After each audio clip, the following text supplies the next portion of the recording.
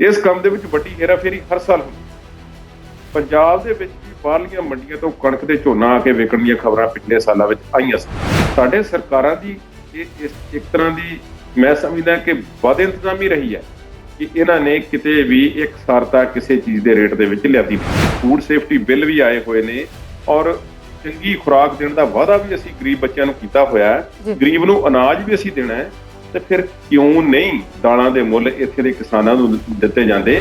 4 ਦਿਨ 5 ਦਿਨ ਸੜਕਾਂ ਜਾਮ, ਰੇਲਾਂ ਜਾਮ, ਤੇ ਇਹੋ ਕੁਝ ਕਰਵਾ ਕੇ ਅਸੀਂ ਵਾਅਦੇ ਕਰਨੇ ਨੇ ਤਾਂ ਫਿਰ ਕੀ ਫਾਇਦਾ ਇਹੋ ਜਿਹੀਆਂ ਸਰਕਾਰਾਂ ਦਾ, ਤੇ ਕੀ ਫਾਇਦਾ ਇਹੋ ਜਿਹੀਆਂ ਖੇਤੀ ਨੀਤੀਆਂ? ਕਿਸਾਨਾਂ ਦੀ ਹਾਲਤ ਅਗਰ ਅੱਜ ਇੰਨੀ ਪਤਲੀ ਹੈ ਤਾਂ ਇਸ ਲਈ ਵੱਡੀ ਜ਼ਿੰਮੇਵਾਰ ਜਿਹੜੀ ਕੇਂਦਰ ਦੇ ਵਿੱਚ ਲੰਬਾ ਸਮਾਂ ਸਰਕਾਰ ਰਹੀ ਹੈ ਕਾਂਗਰਸ ਦੀ, ਉਹ ਵੀ ਜ਼ਿੰਮੇਵਾਰ ਹੈ। ਤੇ ਪੰਜਾਬ ਸਰਕਾਰ ਕਿਰਪਾ ਕਰਕੇ ਇਹ ਦੱਸਣ ਦਾ ਯਤਨ ਕਰੇਗੀ ਕਿ ਪਿਛਲੇ 15 ਸਾਲਾਂ ਦੇ ਵਿੱਚ ਕਿਹੜੀ ਸਰਕਾਰ ਨੇ ਕਣਕ ਤੇ ਜਾਂ ਝੋਨੇ ਦੇ ਮੁੱਲ ਤੇ ਕੇਂਦਰ ਦੁਆਰਾ ਤੈਅ ਕੀਤੀ ਗਈ ਕੀਮਤ ਦੇ ਉੱਪਰ ਕੋਈ ਬੋਨਸ ਦਿੱਤਾ ਹੈ। ਸੁਪਰੀਮ ਕੋਰਟ ਵੀ ਹੋ ਸਕਦਾ ਹੈ ਕਿ ਇਸ ਕਰਕੇ ਚੁੱਪ ਬੈਠੀ ਹੋਵੇ, ਅਜੇ ਤੱਕ ਜਦ ਤੱਕ ਨਾ ਰਿਪੋਰਟ ਕੀਤੀ ਗਈ ਹੋਵੇ ਕਿ ਸ਼ਾਇਦ ਇਸ ਵਿੱਚ ਕੋਈ ਇਹੋ ਜਿਹੀ ਗੱਲ ਹੋਵੇ ਜਿਸ ਨਾਲ ਬਾਅਦ ਵਿੱਚ ਕੋਈ ਸਥਿਤੀ ਪੈਦਾ ਹੋ ਜਾਵੇ ਤੇ ਉਸ ਨੂੰ ਸਾਂਭਣਾ ਸਾਡੇ ਵੱਸ ਵਿੱਚ ਜਾਂ ਕੇਂਦਰ ਸਰਕਾਰ ਦੇ ਵੱਸ ਵਿੱਚ ਨਾ ਹੋਵੇ, ਜਿਸ ਨਾਲ ਕੋਈ ਸਥਿਤੀ ਪੈਦਾ ਹੋ ਸਕਦੀ ਹੈ। ਤੇ ਉਸ ਤੋਂ ਬਚਣ ਲਈ ਅਸੀਂ ਇਸ ਨੂੰ ਰੋਕ ਕੇ ਰੱਖਿਆ ਹੈ। ਜਦੋਂ ਸਦਾ ਸੁਖਬੀਰ ਸਿੰਘ ਬਾਦਲ ਤੇ ਪ੍ਰਕਾਸ਼ ਸਿੰਘ ਬਾਦਲ ਇਹ ਸਫਾਈਆਂ ਦਿੰਦੇ ਫਿਰਦੇ ਸੀ, ਹਰਸਿਮਰਤ ਕੌਰ ਬਾਦਲ ਵੀ, ਕਿ ਦੇਖੋ ਜੀ ਇਹ ਬਹੁਤ ਵਧੀਆ ਕਾਨੂੰਨ ਨੇ, ਕਿਸਾਨਾਂ ਨੂੰ ਐਵੇਂ ਭੁਲੇਖਾ ਹੈ।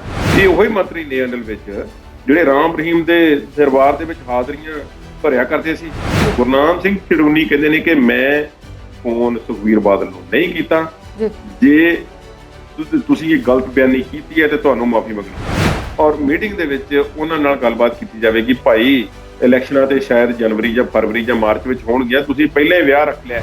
ਇਤਿਹਾਸ ਦੇ ਪੰਨਿਆਂ ਦੇ ਵਿੱਚ ਕੁਝ ਚੀਜ਼ਾਂ ਤੇ ਆਮ ਅੱਖਰਾਂ ਦੇ ਵਿੱਚ ਲਿਖੀਆਂ ਜਾਂਦੀਆਂ ਨੇ, ਕੁਝ ਸੁਨਹਿਰੇ ਅੱਖਰਾਂ 'ਚ ਲਿਖੀਆਂ ਜਾਂਦੀਆਂ ਨੇ, ਤੇ ਕੁਝ ਉਹ ਕਾਲੇ ਅੱਖਰਾਂ ਦੇ ਵਿੱਚ ਲਿਖੇ ਜਾਂਦੇ ਨੇ ਜਿਨ੍ਹਾਂ ਨੂੰ ਕੋਈ ਯਾਦ ਨਹੀਂ ਕਰ ਸਕਦਾ। ਇੱਕ ਪਾਰਟੀ ਜਿਹੜੀ ਹੈ ਇੱਕ ਧਿਰ ਨੂੰ ਕਾਬੂ ਕਰਕੇ ਦੂਸਰੇ ਨੂੰ ਕਹਿੰਦੀ ਹੈ ਕਿ ਠੀਕ ਹੈ, ਗਿਣਤੀ ਮਿਣਤੀ ਦਾ ਹਿਸਾਬ ਲਾ ਕੇ ਕਿ ਭਾਈ ਇਹਨਾਂ ਦੀਆਂ ਵੋਟਾਂ ਵੱਧ ਨੇ, ਇਹਨਾਂ ਨੂੰ ਜੱਫੀ ਪਾ ਲਓ, ਦੂਸਰਿਆਂ ਨੂੰ ਛੱਡੋ ਪਰਾਂ।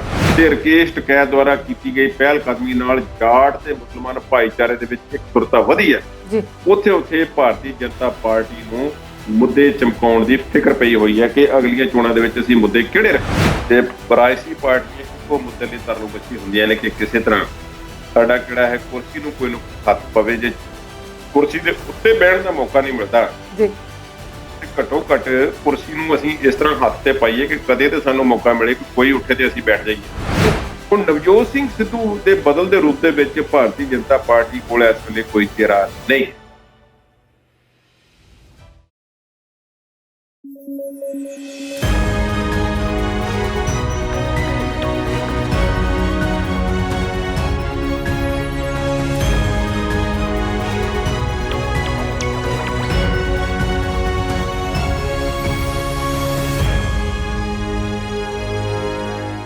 ਪੰਜਾਬੀ ਨੈਸ਼ਨਲ ਟੀਵੀ ਦੇਖ ਰਹੇ ਦਰਸ਼ਕਾਂ ਦਾ ਬਹੁਤ-ਬਹੁਤ ਸਵਾਗਤ ਕਰਦੇ ਹਾਂ ਅੱਜ ਦੇ ਪ੍ਰੋਗਰਾਮ 'ਚ। ਅੱਜ ਦੇ ਪ੍ਰੋਗਰਾਮ 'ਚ ਗੱਲਾਂ ਬਾਤਾਂ ਹੋਣਗੀਆਂ ਖੇਤੀ ਕਾਨੂੰਨਾਂ ਦੇ ਬਾਰੇ ਸੁਪਰੀਮ ਕੋਰਟ ਨੂੰ ਕਿਹੜੀ ਜਾਣਕਾਰੀ ਦਿੱਤੀ ਗਈ, ਦੋ ਭਾਈਚਾਰਿਆਂ 'ਚ ਵੱਧ ਰਹੀ ਭਾਈਬੰਦੀ ਕਿਸ ਲਈ ਸਿਰਦਰਦੀ ਬਣਿਆ, ਤੇ ਕੈਪਟਨ ਨੇ ਜਿਹੜਾ ਭੋਜਨ ਬਣਾਇਆ ਸੀ ਉਹਦਾ ਕਿੰਨਾ ਕੁ ਸਵਾਦ ਆਇਆ। ਇਸ ਦੇ ਨਾਲ ਕੁਝ ਹੋਰ ਮੁੱਦੇ ਤੇ ਜਾਣਾਂਗੇ ਆਪਣੇ ਮਾਹਿਰ ਮਹਿਮਾਨ ਦੇ ਵਿਚਾਰ। ਤੇ ਸਾਡੇ ਨਾਲ ਅੱਜ ਮੌਜੂਦ ਨੇ ਕੁਲਦੀਪ ਸਿੰਘ ਹੀਰ ਜੀ। ਹੀਰ ਸਾਹਿਬ, ਤੁਹਾਡਾ ਬਹੁਤ-ਬਹੁਤ ਸਵਾਗਤ ਅੱਜ ਦੇ ਪ੍ਰੋਗਰਾਮ 'ਚ। ਸਤਿ ਸ਼੍ਰੀ ਅਕਾਲ ਜੀ। ਸ਼ੁਰੂਆਤ ਕਣਕ ਦੇ ਵਾਧੇ ਤੋਂ ਕਰਦੇ ਹਾਂ। ਕੱਲ ਕੇਂਦਰੀ ਕੈਬਨਿਟ ਦੀ ਬੈਠਕ ਹੋਈ ਤੇ ਉਹਦੇ 'ਚ ਕਣਕ ਦੇ ਮੁੱਲ ਦੇ ਵਿੱਚ ਵਾਧੇ ਦਾ ਐਲਾਨ ਕੀਤਾ ਗਿਆ। ਇਹ ਤਾਂ ਹਰ ਸਾਲ ਹੁੰਦਾ ਹੈ, ਪਰ ਇਸ ਵੇਲੇ ਇਹਦਾ ਇੰਨਾ ਰੌਲਾ ਕਿਉਂ ਪੈ ਰਿਹਾ? ਰੌਲਾ ਵੀ ਹਰ ਸਾਲ ਪੈਂਦਾ, ਪਰ ਇਸ ਵਾਰੀ ਥੋੜੀ ਜਿਹੀ ਨਜ਼ਰਾਂ ਵੱਧ ਟਿਕੀਆਂ ਹੋਈਆਂ ਸਨ ਕਣਕ ਦੇ ਭਾਅ ਤੇ ਕਿ ਸ਼ਾਇਦ ਸਰਕਾਰ ਕੁਝ ਕਿਸਾਨਾਂ ਨੂੰ ਸ਼ਾਂਤ ਕਰਨ ਲਈ, ਕਿਸਾਨਾਂ ਦੇ ਮਨ ਹੌਲੇ ਕਰਨ ਲਈ, ਕਿਸਾਨਾਂ ਦੀ ਮਦਦ ਕਰਨ ਲਈ ਨਰਮੀ ਦਾ ਰੁਖ ਅਪਣਾਵੇ ਤੇ ਵੱਡਾ ਵਾਅਦਾ ਕਰੇ। ਸਰਕਾਰ ਨੇ ਖਰੀਦ ਤਾਂ ਹਰ ਸਾਲ ਕਰਨੀ ਹੁੰਦੀ ਹੈ। ਇਹ ਗੱਲ ਵੀ ਸਾਨੂੰ ਪਤਾ ਲੱਗ ਚੁੱਕੀ ਹੈ ਕਿ ਪੰਜਾਬ ਵਿੱਚ ਪੂਰਨ ਤੌਰ ਤੇ ਖਰੀਦ ਹੁੰਦੀ ਹੈ, ਹਰਿਆਣੇ ਵਿੱਚ ਵੀ ਹੁੰਦੀ ਹੈ, ਯੂਪੀ ਦੇ ਚੌਥਾ ਹਿੱਸਾ ਮੰਡੀਆਂ ਦੇ ਵਿੱਚੋਂ ਕਣਕ ਦੀ ਖਰੀਦ ਹੁੰਦੀ, ਬਾਕੀ 'ਚ ਖਰੀਦ ਨਹੀਂ ਕੀਤੀ ਜਾਂਦੀ। ਉੱਥੇ ਜਿਹੜੀਆਂ ਭਾਰਤ ਸਰਕਾਰ ਦੀਆਂ ਖਰੀਦ ਏਜੰਸੀਆਂ ਨੇ ਉਹਨਾਂ ਨੇ ਹੱਥ ਖੜੇ ਕੀਤੇ ਹੋਏ ਨੇ ਤੇ ਮੰਡੀਆਂ ਉਜੜ ਗਈਆਂ ਨੇ, ਮੰਡੀਆਂ ਦੇ ਗੋਦਾਮ ਉਜੜ ਗਏ ਨੇ, ਫੜਾਂ ਉਜੜ ਗਈਆਂ ਨੇ, ਉੱਥੇ ਖਰੀਦਣ ਵਾਲਾ ਕੋਈ ਨਹੀਂ। ਜਿਹੜੇ ਉੱਥੇ ਦੇ ਕਿਸਾਨ ਨੇ ਉਹ ਝੋਲੀਆਂ ਲੈ ਕੇ ਥਾਂ ਥਾਂ ਘੁੰਮਦੇ ਨੇ ਕਿ ਕਿਤੇ ਕੋਈ ਸਾਡੀ ਕਣਕ ਖਰੀਦ ਲਵੇ। ਕਣਕ ਖਰੀਦਦਾ ਕੋਈ ਨਹੀਂ, ਤੇ ਉਹਨਾਂ ਨੂੰ ਸਰਕਾਰੀ ਰੇਟ ਤੋਂ ਇੱਥੋਂ ਤੱਕ ਕਿ 6-700 ਰੁਪਏ ਕੁਇੰਟਲ ਦੇ ਹਿਸਾਬ ਨਾਲ ਸਸਤੀ ਵੇਚਣੀ ਪੈਂਦੀ ਹੈ, ਜੀ ਜਿੰਨਾ ਸਰਕਾਰੀ ਮੁੱਲ ਹੁੰਦਾ ਕੀ ਹੈ, ਉਹਨਾਂ ਕੋਲੋਂ ਕੁਝ ਖਾਸ ਵਰਗ ਦੇ ਲੋਕ, ਵਪਾਰੀ ਲੋਕ ਉਹਨਾਂ ਕੋਲ ਜਾਂਦੇ ਨੇ ਕਿ ਕੋਈ ਨਹੀਂ, ਅਸੀਂ ਖਰੀਦਦਾਰ ਹੈਗੇ ਆ ਕਣਕ ਦੇ ਤੁਹਾਡੇ, ਜੇ ਸਰਕਾਰ ਨਹੀਂ ਖਰੀਦਦੀ ਸਾਨੂੰ ਦੇ ਦਿਓ। ਜੀ ਉਹ ਪਿੰਡਾਂ ਵਿੱਚੋਂ ਜਾ ਕੇ ਕਣਕ ਖਰੀਦਦੇ ਨੇ। ਕਣਕ ਖਰੀਦ ਕੇ ਗਰੀਬ ਤੋਂ ਗਰੀਬ ਜ਼ਿਮੀਂਦਾਰ ਕੋਲੋਂ 2-2 4-4 ਕੁਇੰਟਲ ਕਣਕ ਤੋਂ ਲੈ ਕੇ 20-20 ਕੁਇੰਟਲ ਤੱਕ ਉਹ ਖਰੀਦ ਲੈਂਦੇ ਨੇ। ਫਿਰ ਗੱਡੀਆਂ ਭਰ ਕੇ ਵੱਡੇ ਸ਼ਹਿਰਾਂ ਦੀਆਂ ਮੰਡੀਆਂ ਵਿੱਚ ਲੈ ਜਾਂਦੇ ਨੇ, ਜਿੱਥੇ ਸਰਕਾਰੀ ਏਜੰਸੀਆਂ ਉਹਨਾਂ ਦੀ ਕਣਕ ਪੂਰੇ ਸਰਕਾਰੀ ਮੁੱਲ ਤੇ ਖਰੀਦ ਲੈਂਦੀਆਂ ਜੀ ਤੇ ਉਸ ਵਿਚਲਾ ਜਿਹੜਾ ਫਰਕ ਹੁੰਦਾ ਹੈ ਉਹ 800-900 ਰੁਪਏ ਵੱਧ ਤੋਂ ਵੱਧ ਤੇ ਘੱਟ ਤੋਂ ਘੱਟ 300-400 ਰੁਪਏ ਤੱਕ ਵੀ ਹੁੰਦਾ ਹੈ। ਉਹ ਸਾਰਾ ਦਲਾਲਾਂ ਦੀ ਝੋਲੀ ਦੇ ਵਿੱਚ, ਉਹਨਾਂ ਦੀ ਜੇਬ ਦੇ ਵਿੱਚ ਪੈਂਦਾ ਹੈ। ਇਸ ਕੰਮ ਦੇ ਵਿੱਚ ਵੱਡੀ ਹੇਰਾਫੇਰੀ ਹਰ ਸਾਲ ਹੁੰਦੀ ਹੈ। ਪੰਜਾਬ ਦੇ ਵਿੱਚ ਵੀ ਬਾਹਰਲੀਆਂ ਮੰਡੀਆਂ ਤੋਂ ਕਣਕ ਤੇ ਝੋਨਾ ਆ ਕੇ ਵਿਕਣ ਦੀਆਂ ਖਬਰਾਂ ਪਿਛਲੇ ਸਾਲਾਂ ਵਿੱਚ ਆਈਆਂ ਸਨ। ਇਸੇ ਤਰ੍ਹਾਂ ਬਾਕੀ ਫਸਲਾਂ ਨਾਲ ਵੀ ਹੁੰਦਾ ਹੈ। ਇੱਥੋਂ ਤੱਕ ਕਿ ਜਿਹੜਾ ਗੰਨੇ ਦੀ ਕੀਮਤ ਦੇ ਵਿੱਚ ਇੰਨਾ ਫਰਕ ਸੀ, ਉਦੋਂ ਵੀ ਇਸ ਤਰ੍ਹਾਂ ਦੀਆਂ ਖਬਰਾਂ ਆਉਂਦੀਆਂ ਨੇ ਕਿ ਉੱਥੇ ਲਿਜਾ ਕੇ ਵੇਚਣ ਦੀ ਕਿਸਾਨ ਵੱਧ ਕੋਸ਼ਿਸ਼ ਕਰਦੇ ਨੇ ਜਿੱਥੇ ਰੇਟ ਮੁੱਲ ਕੁਝ ਜ਼ਿਆਦਾ ਹੋਵੇ। ਸਾਡੇ ਸਰਕਾਰਾਂ ਦੀ ਇਹ ਇੱਕ ਤਰ੍ਹਾਂ ਦੀ ਮੈਂ ਸਮਝਦਾ ਕਿ ਵੱਧ ਇੰਤਜ਼ਾਮੀ ਰਹੀ ਹੈ ਕਿ ਇਹਨਾਂ ਨੇ ਕਿਤੇ ਵੀ ਇਕਸਾਰਤਾ ਕਿਸੇ ਚੀਜ਼ ਦੇ ਰੇਟ ਦੇ ਵਿੱਚ ਲਿਆਂਦੀ ਨਹੀਂ ਹੈ। ਕਣਕ ਦੀ ਗੱਲ ਕਰਦੇ ਹਾਂ ਤੇ 40 ਰੁਪਏ ਇਸ ਦਾ ਕੁਇੰਟਲ ਦਾ ਮੁੱਲ ਵਧਾਇਆ ਗਿਆ। ਪਹਿਲੀ ਵਾਰੀ ਇਤਿਹਾਸ ਦੇ ਵਿੱਚ 2000 ਤੋਂ ਉੱਪਰ ਇਹ ਅੰਕੜਾ ਗਿਆ ਹੈ ਇੱਕ ਕੁਇੰਟਲ ਦਾ ਖਰੀਦ ਮੁੱਲ ਹੈ। ਆਮ ਤੌਰ ਤੇ ਇੱਕ ਹੈਰਾਨੀ ਦੀ ਗੱਲ ਮੈਂ ਆਪ ਜੀ ਨਾਲ ਸਾਂਝੀ ਕਰਨੀ ਚਾਹੁੰਦਾ ਹਾਂ ਕਿ ਕਣਕ ਦਾ ਭਾਅ ਕਣਕ ਦੀ ਬਿਜਾਈ ਹੋਣ ਤੋਂ ਬਾਅਦ ਜਿਹੜਾ ਹੈ ਉਹ ਤਕਰੀਬਨ ਜਾਰੀ ਕੀਤਾ ਜਾਂਦਾ ਹੈ। ਹੁਣ ਅਕਤੂਬਰ ਅਖੀਰ ਜਾਂ ਨਵੰਬਰ ਦੇ ਵਿੱਚ ਇਸ ਦੀ ਬਿਜਾਈ ਜ਼ਿਆਦਾ ਹੁੰਦੀ ਹੈ। ਦਸੰਬਰ ਦੇ ਅੱਧ ਤੱਕ ਤੇ ਦਸੰਬਰ ਦੇ ਅਖੀਰ ਤੱਕ ਵੀ ਚੱਲਦੀ ਰਹਿੰਦੀ ਹੈ ਲੇਟ ਬਿਜਾਈ, ਤੇ ਕਣਕ ਦੀ ਬਿਜਾਈ ਹੋਣ ਤੋਂ ਬਾਅਦ ਜਿਹੜਾ ਭਾਅ ਸਰਕਾਰ ਕਈ ਵਾਰੀ ਐਲਾਨਦੀ ਹੈ।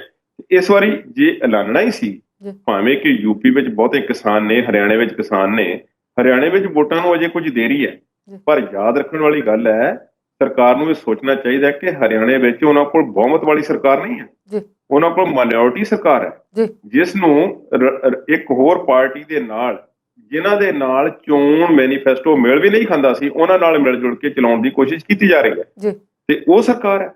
ਉੱਤਰਾਖੰਡ ਦੇ ਵਿੱਚ ਚੋਣਾਂ ਲੜਨੀਆਂ ਨੇ, ਉੱਥੇ ਵੀ ਕਿਸਾਨੀ ਵੱਡੇ ਪੱਧਰ ਤੇ ਹੈ। ਪੰਜਾਬ ਵਿੱਚ ਚੋਣਾਂ ਨੇ ਤੇ ਯੂਪੀ ਵਿੱਚ ਨੇ। ਜੇ ਇਹਨਾਂ ਤਿੰਨਾਂ ਸਟੇਟਾਂ ਨੂੰ ਧਿਆਨ ਵਿੱਚ ਰੱਖ ਕੇ ਕੋਈ ਮੁੱਲ ਵਿੱਚ ਵਾਧਾ ਚੰਗਾ ਕਰਨਾ ਹੀ ਸੀ ਤੇ ਫਿਰ ਚੰਗਾ ਕਰ ਦੇਣਾ ਚਾਹੀਦਾ ਸੀ, ਤੇ ਇਹ ਤੇ ਬਿਲਕੁਲ ਇਸ ਤਰ੍ਹਾਂ ਦਾ ਨਾਮਨਾ ਖੱਟਣ ਦੀ ਲੋੜ ਕੀ ਸੀ। ਹੁਣ ਭਾਜਪਾ ਨੇ ਜਿਹੜੀ ਕਾਹਲੀ ਕੀਤੀ ਆ, ਹਾੜੀ ਦੀਆਂ ਹੋਰ ਫਸਲਾਂ ਦੇ ਵੀ ਮੁੱਲ ਵਧਾਏ ਨੇ। ਦਾਲਾਂ ਦੇ ਮੁੱਲ ਦੇ ਵਿੱਚ 200 ਤੋਂ ਲੈ ਕੇ 400 ਰੁਪਏ ਪ੍ਰਤੀ ਕੁਇੰਟਲ ਤੱਕ ਦਾ ਵਾਧਾ ਕੀਤਾ ਗਿਆ, ਜਦ ਕਿ ਵਿਸ਼ਵ ਦੀਆਂ ਮੰਡੀਆਂ ਦੇ ਵਿੱਚ ਜਾਂ ਦੁਕਾਨਾਂ ਤੋਂ ਮਿਲਣ ਵਾਲੀ ਦਾਲਾਂ ਤੇ ਹੋਰ ਜਿਹੜੀਆਂ ਇਸ ਦੇ ਨਾਲ ਜੁੜੀਆਂ ਹੋਈਆਂ ਹਾੜੀ ਦੀਆਂ ਫਸਲਾਂ ਨੇ, ਉਹਨਾਂ ਦੀ ਕੀਮਤ ਕਿਤੇ ਜ਼ਿਆਦਾ ਵੱਧ ਚੁੱਕੀ ਹੈ। ਮਹਿੰਗਾਈ ਨੇ ਆਮ ਆਦਮੀ ਦਾ ਲੱਕ ਤੋੜਿਆ ਪਿਆ। ਇੱਥੋਂ ਤੱਕ ਕਿ ਦਾਲਾਂ ਜਿਹੜੀਆਂ ਹਨ, ਭਾਰਤ ਸਰਕਾਰ ਵਿੱਚ ਸਰਕਾਰ ਜਿਹੜੀ ਆ ਬਾਹਰੋਂ ਮੰਗਵਾਉਂਦੀ ਹੈ ਤੇ ਭਾਰਤ ਵਿੱਚ ਉਨੀ ਪੈਦਾਵਾਰ ਵੀ ਨਹੀਂ ਹੁੰਦੀ ਜਿੰਨੀ ਇੱਥੇ ਦੀ ਸਾਨੂੰ ਖਪਤ ਦੀ ਲੋੜ ਹੈ। ਤੇ ਇਸ ਸਭ ਦੇ ਵਿੱਚ ਜੇ ਮਹਿੰਗੀਆਂ ਦਾਲਾਂ ਅਸੀਂ ਮੰਗਵਾ ਕੇ ਬਾਹਰਲੇ ਦੇਸ਼ਾਂ ਤੋਂ ਦੇਣੀਆਂ ਨੇ, ਆਪਣੇ ਲੋਕਾਂ ਨੂੰ ਖਵਾਉਣੀਆਂ ਨੇ, ਮਿਡ ਡੇ ਮੀਲ ਵੀ ਚਲਾਉਣੇ ਨੇ ਸਕੂਲਾਂ ਦੇ ਵਿੱਚ, ਤੇ ਹੋਰ ਅਸੀਂ ਜਿਹੜਾ ਇਸ ਤਰ੍ਹਾਂ ਦਾ ਫੂਡ ਸੇਫਟੀ ਬਿੱਲ ਵੀ ਆਏ ਹੋਏ ਨੇ ਔਰ ਚੰਗੀ ਖੁਰਾਕ ਦੇਣ ਦਾ ਵਾਅਦਾ ਵੀ ਅਸੀਂ ਗਰੀਬ ਬੱਚਿਆਂ ਨੂੰ ਕੀਤਾ ਹੋਇਆ ਹੈ, ਗਰੀਬ ਨੂੰ ਅਨਾਜ ਵੀ ਅਸੀਂ ਦੇਣਾ ਹੈ, ਤੇ ਫਿਰ ਕਿਉਂ ਨਹੀਂ ਦਾਲਾਂ ਦੇ ਮੁੱਲ ਇੱਥੇ ਦੇ ਕਿਸਾਨਾਂ ਨੂੰ ਦਿੱਤੇ ਜਾਂਦੇ? ਕਿਉਂ ਬਾਹਰਲੀਆਂ ਕਰੰਸੀਆਂ ਦੇ ਵਿੱਚ ਵੱਡੇ ਵੱਡੇ ਡਾਲਰ ਦੇ ਕੇ ਤੇ ਫਿਰ ਜਿਹੜਾ ਹੈ ਜਹਾਜ਼ਾਂ ਦੇ ਜਹਾਜ਼ ਦਾਲਾਂ ਦੇ ਤਾਂ ਹੋਰ ਫਸਲਾਂ ਦੇ ਮੰਗਵਾ ਲੈ ਜਾਂਦੇ ਨੇ? ਇਹ ਕੋਈ ਚੰਗੀ ਗੱਲ ਨਹੀਂ, ਇਹਨਾਂ ਨੂੰ ਸੋਚਣਾ ਚਾਹੀਦਾ ਹੈ। ਪਰ ਸਰਕਾਰ ਇਸ ਪ੍ਰਤੀ ਕੋਈ ਠੋਸ ਜਿਹੜਾ ਫੈਸਲਾ ਹੈ ਉਹ ਨਾ ਦੇ ਕੇ ਉਹਨਾਂ ਨੇ ਸਿਰਫ ਨਿਗੁਣਾ ਜਾਂ ਵਾਅਦਾ ਕਰਕੇ ਕਿਸਾਨਾਂ ਨੂੰ ਭਰਮਾਉਣ ਦਾ ਯਤਨ ਕੀਤਾ ਹੈ। ਪਰ ਲੱਗਦਾ ਕਿ ਕਿਸਾਨ ਇਸ ਵਾਰੀ ਇਸ ਤਰ੍ਹਾਂ ਦੀ ਗੱਲਬਾਤ ਦੇ ਵਿੱਚ ਆਉਣ ਵਾਲੇ ਨਹੀਂ। ਪਰ ਇਸ ਗੱਲ ਦੀ ਵੀ ਬਹੁਤ ਘੱਟ ਆਸ ਹੈ ਕਿ ਸ਼ਾਇਦ ਹੀ ਕਿਤੇ ਕੋਈ ਕਿਸਾਨ ਜਿਹੜਾ ਹੈ ਉਹ ਇਸ ਘੱਟ ਵਾਧੇ ਦੇ ਖਿਲਾਫ ਖੜਾ ਹੋ ਜਾਵੇ ਜਾਂ ਕਿਤੇ ਕੋਈ ਐਜੀਟੇਸ਼ਨ ਹੋਵੇ ਜਾਂ ਮੰਗ ਕਰੇ। ਇਸ ਗੱਲ ਦਾ ਤੁਸੀਂ ਅੰਦਾਜ਼ਾ ਲਾ ਸਕਦੇ ਹੋ ਕਿ ਪੰਜਾਬ ਦੇ ਵਿੱਚ ਗੰਨੇ ਦੀ ਕੀਮਤ ਜਿਹੜੀ ਸੀ 5ਵੇਂ ਸਾਲ ਜਾ ਕੇ ਉਸ ਵਿੱਚ ਵਾਧਾ ਕੀਤਾ ਗਿਆ ਤੇ ਸਰਕਾਰ ਨੇ ਤੇ 15 ਰੁਪਏ ਪਾ ਕੇ ਸਾਰ ਦਿੱਤਾ ਸੀ। 310 ਰੁਪਏ ਨੂੰ ਪਿਛਲੇ 4 ਸਾਲਾਂ ਤੋਂ ਗੰਨਾ ਖਰੀਦਿਆ ਗਿਆ ਸੀ ਤੇ 15 ਰੁਪਏ ਪਾ ਕੇ 325 ਕੀਤਾ ਗਿਆ ਭਾਅ, ਜਦ ਕਿ ਇਸ ਦੀ ਮੰਗ ਜਿਹੜੀ ਹੈ 1 ਸਾਲ ਤੋਂ ਉੱਪਰ ਤੋਂ ਕਿਸਾਨ ਜਿਹੜੇ ਨੇ ਲਗਾਤਾਰ ਕਰਦੇ ਆ ਰਹੇ ਨੇ। ਫਿਰ ਹੋਇਆ ਕੀ? 4 ਦਿਨ 5 ਦਿਨ ਸੜਕਾਂ ਜਾਮ, ਰੇਲਾਂ ਜਾਮ। ਜੇ ਇਹੋ ਕੁਝ ਕਰਵਾ ਕੇ ਅਸੀਂ ਵਾਅਦੇ ਕਰਨੇ ਨੇ ਤਾਂ ਫਿਰ ਕੀ ਫਾਇਦਾ ਇਹੋ ਜਿਹੀਆਂ ਸਰਕਾਰਾਂ ਦਾ, ਤੇ ਕੀ ਫਾਇਦਾ ਇਹੋ ਜਿਹੀਆਂ ਖੇਤੀ ਨੀਤੀਆਂ ਦਾ? ਖੇਤੀ ਨੀਤੀ ਤੇ ਖੈਰ ਹੈ ਹੀ ਕੋਈ ਨਹੀਂ। ਹੁਣ ਗੱਲ ਕਰਦੇ ਹਾਂ ਕਿ ਜਿਸ ਤਰ੍ਹਾਂ ਦੇ ਪ੍ਰਤੀਕਰਮ ਆਏ ਨੇ। ਭਾਰਤੀ ਕਿਸਾਨ ਯੂਨੀਅਨ ਜਿਹੜੀਆਂ ਉਸ ਦੇ ਨਾਲ ਸੰਯੁਕਤ ਕਿਸਾਨ ਮੋਰਚੇ ਨਾਲ ਜੁੜੀਆਂ ਹੋਈਆਂ 32 ਕਿਸਾਨ ਜਥੇਬੰਦੀਆਂ ਨੇ, ਜੀ ਹੋਰ ਜਿੱਥੇ-ਜਿੱਥੇ ਕਿਸਾਨ ਬੈਠੇ ਹੋਏ ਨੇ, ਸਾਰਿਆਂ ਨੇ ਇਸ ਵਾਅਦੇ ਨੂੰ ਰੱਦ ਕੀਤਾ। ਜੀ ਇਹ ਇੱਕ ਰਿਵਾਜ ਹੀ ਬਣ ਗਿਆ ਕਿ ਜਦੋਂ ਕੋਈ ਬਜਟ ਪੇਸ਼ ਹੋਣਾ ਹੋਵੇ, ਚਾਹੇ ਉਹ ਰੇਲ ਦਾ ਹੋਵੇ ਜਾਂ ਅੰਤਰਿਮ ਬਜਟ ਪੇਸ਼ ਕਿਸੇ ਨੇ ਕਰਨਾ ਹੋਵੇ, ਜਿਹੜੀ ਵੀ ਸਰਕਾਰ ਹੋਵੇ, ਜੀ ਉਹਦੇ ਹਮਾਇਤੀਆਂ ਨੇ, ਉਸ ਪਾਰਟੀ ਦੇ ਆਗੂਆਂ ਨੇ ਉਸ ਬਜਟ ਦੀ ਬੱਲੇ-ਬੱਲੇ ਤੇ ਵਾਹ-ਵਾਹ ਕਰਨੀ ਹੁੰਦੀ ਤੇ ਦੂਸਰੇ ਨੇ ਉਸ ਦੀ ਨਿਖੇਧੀ ਕਰਨੀ ਹੁੰਦੀ ਹੈ, ਪਤਾ ਭਾਵੇਂ ਕਿਸੇ ਇੱਕ ਗੱਲ ਦਾ ਨਾ ਹੋਵੇ। ਜੀ ਇਹ ਰਿਵਾਜ ਬਣ ਚੁੱਕਾ ਹੈ। ਬਿਲਕੁਲ ਹੁਣ ਇਸੇ ਤਰ੍ਹਾਂ ਜਿਹੜਾ ਇਹ ਵਾਅਦਾ ਕੀਤਾ ਗਿਆ, ਇਸ ਗੱਲ ਵਿੱਚ ਤੇ ਕੋਈ ਸ਼ੱਕ ਨਹੀਂ ਕਿ ਕਿਸਾਨ ਜਥੇਬੰਦੀਆਂ ਨੇ ਤਾਂ ਇਨਕਾਰ ਨਹੀਂ ਸੀ। ਜੀ ਕਿਸਾਨ ਜਥੇਬੰਦੀਆਂ ਤਾਂ ਇੰਨੀ ਦੇਰ ਤੋਂ ਕਹਿ ਰਹੀਆਂ ਕਿ ਭਾਈ ਸਵਾਮੀਨਾਥਨ ਕਮਿਸ਼ਨ ਦੀ ਰਿਪੋਰਟ ਲਾਗੂ ਕਰੋ, ਬਿਲਕੁਲ ਉਸ ਹਿਸਾਬ ਨਾਲ ਫਸਲਾਂ ਦੀ MSP ਸਾਨੂੰ ਮਿਲਣੀ ਚਾਹੀਦੀ ਹੈ। ਜੀ ਦੇਖੋ ਤਾਂ ਸਹੀ ਸਵਾਮੀਨਾਥਨ ਦੀ ਰਿਪੋਰਟ ਦੇ ਵਿੱਚ ਕੀ ਹੈ। ਜੀ ਪਰ ਸਰਕਾਰ ਹਮੇਸ਼ਾ ਸਰਕਾਰ ਨੂੰ ਵੀ ਬੇਨਤੀ ਹੁੰਦੀ ਹੈ, ਸਰਕਾਰ ਸੁਣਦੀ ਕਿੱਥੇ ਹੈ। ਜੀ ਹੁਣ ਗੱਲ ਕਰਦੇ ਹਾਂ ਕਿ ਜਿਹੜੇ ਸਾਡੇ ਮੌਜੂਦਾ ਸਰਕਾਰਾਂ, ਜਿਹੜੀ ਪੰਜਾਬ ਸਰਕਾਰ ਹੈ, ਉਹਨੇ ਕੀ ਕਿਹਾ। ਜੀ ਕੈਪਟਨ ਅਮਰਿੰਦਰ ਸਿੰਘ ਕਹਿੰਦੇ ਨੇ ਕਿ ਇਹ ਕਿਸਾਨਾਂ ਦੇ ਜ਼ਖਮਾਂ ਤੇ ਲੂਣ ਲਾਉਣ ਦੇ ਬਰਾਬਰ ਹੈ। ਜੀ ਇਸੇ ਤਰ੍ਹਾਂ ਕਾਂਗਰਸ ਦੇ ਕੁਝ ਹੋਰ ਆਗੂ ਬੋਲੇ ਨੇ ਕਿ ਇਹ ਕਿਸਾਨਾਂ ਨਾਲ ਮਜ਼ਾਕ ਹੈ। ਜੀ ਪਰ ਭਾਈ ਜਦੋਂ ਤੁਸੀਂ ਕਾਂਗਰਸ ਦਾ ਰਿਕਾਰਡ ਫੋਲ ਕੇ ਦੇਖਦੇ, ਜਦੋਂ ਕੇਂਦਰ ਦੇ ਵਿੱਚ ਕਾਂਗਰਸ ਦੀ ਸਰਕਾਰ ਸੀ ਤੇ ਕਿੰਨੇ ਕੋ ਵਾਅਦੇ ਕੀਤੇ ਗਏ ਇਸੇ ਤਰ੍ਹਾਂ ਫਸਲਾਂ ਦੇ। ਜੀ ਸਾਰੇ ਜਿਹੜੇ ਰੌਲਾ ਪਾਉਂਦੇ ਸੀ, ਜਦੋਂ ਆਰਥਿਕਤਾ ਬਹੁਤ ਉੱਪਰ ਜਾ ਰਹੀ ਸੀ, ਭਾਰਤ ਦੀ GDP ਇੰਨੀ ਜ਼ਿਆਦਾ ਤੇਜ਼ੀ ਨਾਲ ਉੱਪਰ ਜਾ ਰਹੀ ਸੀ, ਸਾਰੀ ਦੁਨੀਆ ਦੇ ਵਿੱਚ ਬੱਲੇ ਬੱਲੇ ਸੀ, ਮੰਡੀ ਬਹੁਤ ਛੇਤੀ ਵਿਕਸਿਤ ਹੋ ਰਹੀ ਸੀ, ਤੇ ਉਦੋਂ ਵੀ ਜਿਹੜਾ ਵਾਅਦਾ ਕੀਤਾ ਗਿਆ ਉਹ ਕੀ ਸੀ। ਜੀ ਕਿਸਾਨਾਂ ਦੀ ਹਾਲਤ ਅਗਰ ਅੱਜ ਇੰਨੀ ਪਤਲੀ ਹੈ ਤਾਂ ਇਸ ਲਈ ਵੱਡੀ ਜ਼ਿੰਮੇਵਾਰ ਜਿਹੜੀ ਕੇਂਦਰ ਦੇ ਵਿੱਚ ਲੰਬਾ ਸਮਾਂ ਸਰਕਾਰ ਰਹੀ ਹੈ ਕਾਂਗਰਸ ਦੀ, ਉਹ ਵੀ ਜ਼ਿੰਮੇਵਾਰ ਹੈ। ਜੀ ਉਹਨਾਂ ਨੂੰ ਇਸ ਮੁੱਦੇ ਤੇ ਮੈਂ ਸਮਝਦਾ ਕਿ ਬੋਲਣ ਦਾ ਬਹੁਤਾ ਹੱਕ ਨਹੀਂ। ਜੇ ਪੰਜਾਬ ਦੀ ਅਸੀਂ ਗੱਲ ਕਰਦੇ ਹਾਂ, ਪੰਜਾਬ ਦੇ ਵਿੱਚ ਗੰਨੇ ਦੇ ਭਾਅ ਦੀ ਗੱਲ ਆਪ ਜੀ ਨੂੰ ਪਤਾ ਹੈ ਸਾਰੀ ਕਿ ਕਿਸ ਤਰ੍ਹਾਂ ਹੋਈ ਹੈ। ਜੀ ਹਰਿਆਣੇ ਵਾਲਿਆਂ ਨਾਲੋਂ 2 ਰੁਪਏ ਵਧਾ ਕੇ ਕੀਤਾ ਸੀ, ਉਹਨਾਂ ਨੇ ਅੱਜ 12 ਰੁਪਏ ਹੋਰ ਪਾ ਦਿੱਤੇ ਨੇ ਜੀ ਤੇ ਉਹਨਾਂ ਨੇ ਜਿਹੜਾ ਸੀ ਗੰਨੇ ਦਾ ਭਾਅ ਪੰਜਾਬ ਨਾਲੋਂ ਉੱਪਰ ਲਿਆ ਕੇ ਰੱਖ ਦਿੱਤਾ ਹੈ। ਜੀ ਯੂਪੀ ਵਾਲੇ ਵਧਾਉਣ ਨੂੰ ਤਿਆਰ ਬੈਠੇ ਨੇ, ਜੀ ਉਹਨਾਂ ਉੱਥੇ ਪਹਿਲਾਂ ਵੀ ਪੰਜਾਬ ਤੋਂ ਤਾਂ ਜ਼ਿਆਦਾ ਹੀ ਹੈ। ਜੀ ਤੇ ਪੰਜਾਬ ਸਰਕਾਰ ਕਿਰਪਾ ਕਰਕੇ ਇਹ ਦੱਸਣ ਦਾ ਯਤਨ ਕਰੇਗੀ ਕਿ ਪਿਛਲੇ 15 ਸਾਲਾਂ ਦੇ ਵਿੱਚ ਕਿਹੜੀ ਸਰਕਾਰ ਨੇ ਕਣਕ ਤੇ ਜਾਂ ਝੋਨੇ ਦੇ ਮੁੱਲ ਤੇ ਕੇਂਦਰ ਦੁਆਰਾ ਤੈਅ ਕੀਤੀ ਗਈ ਕੀਮਤ ਦੇ ਉੱਪਰ ਕੋਈ ਬੋਨਸ ਦਿੱਤਾ ਹੈ। ਜੀ ਆਮ ਤੌਰ ਤੇ ਚੰਗੀਆਂ ਸਮਿਆਂ ਦੇ ਵਿੱਚ ਇਸ ਤਰ੍ਹਾਂ ਸੂਬਾ ਸਰਕਾਰਾਂ ਬੋਨਸ ਦਿਆ ਕਰਦੀਆਂ ਨੇ ਜੀ ਕਿ ਠੀਕ ਹੈ ਜੀ, ਜੇ ਕੇਂਦਰ ਨੇ ਕਹਿ ਦਿੱਤਾ ਕਿ 1800 ਰੁਪਏ ਕਣਕ ਦੀ ਜਾਂ ਝੋਨੇ ਦੀ ਜਾਂ ਜਿਹਦੀ ਵੀ ਕੀਮਤ ਹੈ, ਤੇ ਆਹ ਲਓ ਜੀ 20, 25 ਜਾਂ 50 ਰੁਪਏ ਤੱਕ ਅਸੀਂ ਜਿਹੜਾ ਬੋਨਸ ਓਵਰ ਐਂਡ ਅਬਵ ਤੁਹਾਨੂੰ ਦੇਣ ਦੀ ਕੋਸ਼ਿਸ਼ ਕਰਦੇ ਹਾਂ, ਦਿੰਦੇ ਹਾਂ। ਜੀ ਉਹ ਕਦੇ ਵੀ ਨਹੀਂ ਦਿੱਤਾ ਗਿਆ। ਔਰ ਜਦੋਂ ਬਹੁਤ ਉਮੀਦ ਕੀਤੀ ਜਾਂਦੀ ਸੀ ਕਿ ਲਓ ਜੀ ਚੋਣਾਂ ਦੇ ਆਖਰੀ ਸਾਲ ਆ ਗਿਆ, ਉਦੋਂ ਹੀ ਸਾਨੂੰ ਬੋਨਸ ਮਿਲ ਜਾਵੇ। ਜੀ ਦੇਖੋ ਕੈਪਟਨ ਸਰਕਾਰ ਜਿਸ ਨੇ ਪਿਛਲੇ ਸਾਲ ਕਣਕ ਦੀ ਖਰੀਦ ਜਿਹੜੀ ਸੀ ਬੜੇ ਔਖੇ ਹੋ ਕੇ ਕੀਤੀ ਹੈ, ਲੋਕਡਾਊਨ ਲੱਗਾ ਹੋਇਆ ਸੀ, ਤੇ ਇਸ ਵਾਰੀ ਕੈਪਟਨ ਸਰਕਾਰ ਦੀਆਂ ਜਿਸ ਤਰ੍ਹਾਂ ਕਣਕ ਦੀ ਖਰੀਦ ਨੂੰ ਲੈ ਕੇ ਚੀਕਾਂ ਨਿਕਲੀਆਂ ਨੇ, ਜੀ ਔਰ ਜਿਸ ਤਰ੍ਹਾਂ ਕੇਂਦਰੀ ਏਜੰਸੀਆਂ ਨੇ, FCI ਨੇ ਪੰਜਾਬ 'ਚੋਂ ਪੈਰ ਪਿਛਾਂਹ ਨੂੰ ਖਿੱਚੇ ਨੇ, ਤੇ ਮਾਰਕਫੈਡ ਤੇ ਪੰਸਪ ਨੂੰ, ਜੋ ਕਿ ਪੰਜਾਬ ਦੀਆਂ ਸਰਕਾਰੀ ਏਜੰਸੀਆਂ ਨੇ, ਉਹਨਾਂ ਨੂੰ ਖਰੀਦ ਕਰਨੀ ਪਈ ਹੈ। ਜੀ ਤੇ ਇਸ ਸਭ ਦਾ ਮਤਲਬ ਇਹ ਹੈ ਕਿ ਪੰਜਾਬ ਨੂੰ ਪਤਾ ਤਾਂ ਹੈ ਕਿ ਅਸਲ ਪੰਜਾਬ ਸਰਕਾਰ ਨੂੰ ਪਤਾ ਹੈ ਕਿ ਹਾਲਾਤ ਕੀ ਨੇ, ਜੀ ਪਰ ਕਿਸਾਨਾਂ ਦੇ ਨਾਂ ਤੇ ਵੋਟਾਂ, ਕਿਸਾਨਾਂ ਦੇ ਨਾਂ ਤੇ ਹਮਦਰਦੀ, ਇਹ ਸਭ ਨੂੰ ਤੇ ਚਾਹੀਦਾ ਹੈ, ਪਰ ਕਿਸਾਨਾਂ ਦੀ ਅਸਲ ਦਾਅਵੇਦਾਰ, ਕਿਸਾਨਾਂ ਦੀ ਮਦਦ ਕਰਨ ਦੀ ਦਾਅਵੇਦਾਰ ਕਿਹੜੀ ਪਾਰਟੀ ਹੈ, ਇਹ ਗੱਲ ਅਜੇ ਤੱਕ ਤੈਅ ਨਹੀਂ ਹੋ ਸਕੀ। ਤੇ ਕੁਲਦੀਪ ਜੀ, ਤੁਸੀਂ ਸਵਾਮੀਨਾਥਨ ਕਮਿਸ਼ਨ ਦੀ ਗੱਲ ਕੀਤੀ। ਸਵਾਮੀਨਾਥਨ ਕਮੇਟੀ ਨੇ ਕਿਸਾਨਾਂ ਦੇ ਜਿਹੜੇ ਫਲ ਦੀ ਗੱਲ ਕੀਤੀ ਹੈ, ਉਹਨਾਂ ਨੂੰ ਜਿਹੜੀ ਫਸਲ ਦੀ ਕੀਮਤ ਮਿਲਣੀ ਚਾਹੀਦੀ ਹੈ, ਉਹ ਅਸਲ ਦੇ ਵਿੱਚ ਸਰਕਾਰਾਂ ਮੰਨਣ ਨੂੰ ਤਿਆਰ ਕਿਉਂ ਨਹੀਂ? ਅਸਲ ਵਿੱਚ ਇਸ ਤਰ੍ਹਾਂ ਦੇ ਕਮਿਸ਼ਨ ਦੀਆਂ ਜਿੰਨੀਆਂ ਸਿਫਾਰਿਸ਼ਾਂ ਹੁੰਦੀਆਂ ਨੇ, ਜੀ ਚਾਹੇ ਉਹ ਪੇ ਕਮਿਸ਼ਨ ਦੀ ਸਿਫਾਰਿਸ਼ ਹੋਵੇ ਜਾਂ ਕਿਸੇ ਹੋਰ ਕਮਿਸ਼ਨ ਦੀ ਸਿਫਾਰਿਸ਼ ਹੋਵੇ, ਸਰਕਾਰਾਂ ਬਿਠਾ ਦਿੰਦੀਆਂ ਨੇ, ਕਿਉਂਕਿ ਮੰਗ ਹੁੰਦੀ ਹੈ ਸਿਰੇ ਤੋਂ ਜੀ ਕਿ ਭਾਈ ਇਹ ਕਮਿਸ਼ਨ ਜਿਹੜਾ ਹੈ ਇਸ ਕਮਲੇ ਬਿਠਾਇਆ ਗਿਆ। ਜੀ ਕਈ ਵਾਰੀ ਤੁਹਾਨੂੰ ਪਤਾ ਹੈ ਕਿ 1984 ਦੇ ਕਤਲੇਆਮ ਦੇ ਬਾਰੇ ਕਿੰਨੇ ਕਮਿਸ਼ਨ ਬਿਠਾਏ ਗਏ, ਜੀ ਤੇ ਉਹਨਾਂ ਦੀਆਂ ਕਿੰਨਿਆਂ ਦੀਆਂ ਸਿਫਾਰਿਸ਼ਾਂ ਜਿਹੜੀਆਂ ਸੀ ਮੰਨੀਆਂ ਗਈਆਂ ਅਜੇ ਤਾਈਂ, ਜੀ ਸੋ ਸਾਨੂੰ ਪਤਾ ਵੀ ਨਹੀਂ ਹੋਵੇਗਾ ਕਿ ਕਿੰਨਿਆਂ ਦੀਆਂ ਸਿਫਾਰਿਸ਼ਾਂ ਮੰਨੀਆਂ ਗਈਆਂ। ਜੀ ਇਹ ਸਾਰੀਆਂ ਗੱਲਾਂ ਨੇ ਸਵਾਮੀਨਾਥਨ ਕਮਿਸ਼ਨ ਦੀਆਂ ਸਿਫਾਰਿਸ਼ਾਂ ਦੇ ਵਿੱਚ ਬਹੁਤ ਵੱਡੇ ਖਰਚੇ ਦੱਸੇ ਗਏ ਨੇ। ਜੀ ਉਹਨਾਂ ਨੇ ਜੇ ਉਸ ਹਿਸਾਬ ਨਾਲ, ਜਿਵੇਂ ਤੁਸੀਂ ਸਵਾਲ ਪੁੱਛਿਆ ਹੈ, ਜੇ ਸਰਕਾਰਾਂ ਤੈਅ ਕਰਨ ਲੱਗ ਪੈਣ, ਤੇ ਸਰਕਾਰਾਂ ਦੀ ਜਿਸ ਤਰ੍ਹਾਂ ਦੀ ਆਰਥਿਕ ਬਦਹਾਲੀ ਦੇ ਵਿੱਚੋਂ ਭਾਰਤ ਸਰਕਾਰ ਤੇ ਪੰਜਾਬ ਸਰਕਾਰ ਲੰਘ ਰਹੀ ਹੈ, ਜੀ ਤੇ ਜਿੰਨਾ ਇਹਨਾਂ ਦਾ ਗਲ ਘੁੱਟਿਆ ਪਿਆ ਇਸ ਵੇਲੇ, ਔਰ ਕੋਵਿਡ ਤੇ ਲੋਕਡਾਊਨ ਨੇ, ਬੇਰੁਜ਼ਗਾਰੀ ਨੇ, ਸਾਰੀਆਂ ਚੀਜ਼ਾਂ ਨੇ ਧੂਆਂ ਕੱਢਿਆ ਪਿਆ। ਭਾਵੇਂ ਸਰਕਾਰੀ ਖਰਚਿਆਂ ਦੇ ਵਿੱਚ ਕੋਈ ਸ਼ਾਹਾਨਾ ਖਰਚਿਆਂ ਦੇ ਵਿੱਚ ਕੋਈ ਅਸੀਂ ਰੁਕਾਵਟ ਨਹੀਂ ਦੇਖਦੇ, ਜੀ ਪਰ ਸਵਾਮੀਨਾਥਨ ਕਮਿਸ਼ਨ ਦੀਆਂ ਸ਼ਰਤਾਂ ਲਾਗੂ ਕਰਨੀਆਂ ਜਾਂ ਉਹਨਾਂ ਦੇ ਨੇੜੇ ਤੇੜੇ ਵੀ ਪਹੁੰਚਣਾ ਇਹਨਾਂ ਸਰਕਾਰਾਂ ਦੇ ਵੱਸ ਦੀ ਗੱਲ ਨਹੀਂ। ਮੌਜੂਦਾ ਨੀਤੀਆਂ ਦੇ ਹੁੰਦਿਆਂ ਸਵਾਮੀਨਾਥਨ ਕਮਿਸ਼ਨ ਦੀਆਂ ਸ਼ਰਤਾਂ ਨੂੰ ਲਾਗੂ ਕਰ ਪਾਉਣਾ ਅਸੰਭਵ ਜਾਪਦਾ ਹੈ, ਕਿਉਂਕਿ ਨੀਤੀ ਤੇ ਬਣਾਈ ਜਾ ਸਕਦੀ ਹੈ ਜੇ ਨੀਅਤ ਹੋਵੇ ਤਾਂ। ਜੀ ਬਿਲਕੁਲ ਠੀਕ। ਤੇ ਕੁਲਦੀਪ ਜੀ, ਅਗਲੇ ਮੁੱਦੇ ਤੇ ਤੁਹਾਡੇ ਵਿਚਾਰ ਜਾਣਾਂਗੇ ਇਸ ਬ੍ਰੇਕ ਤੋਂ ਬਾਅਦ।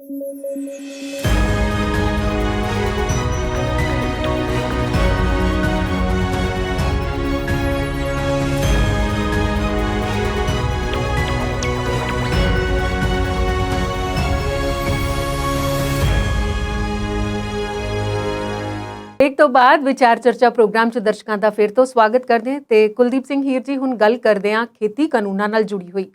ਸੁਪਰੀਮ ਕੋਰਟ ਵੱਲੋਂ ਇੱਕ ਕਮੇਟੀ ਬਣਾਈ ਗਈ ਸੀ। ਕਮੇਟੀ ਨੇ ਆਪਣੀ ਰਿਪੋਰਟ ਤਿਆਰ ਕਰਕੇ ਸੁਪਰੀਮ ਕੋਰਟ ਨੂੰ ਸੌਂਪ ਦਿੱਤੀ ਹੈ, ਪਰ ਉਹਨੂੰ ਜਨਤਕ ਨਹੀਂ ਕੀਤਾ ਜਾ ਰਿਹਾ।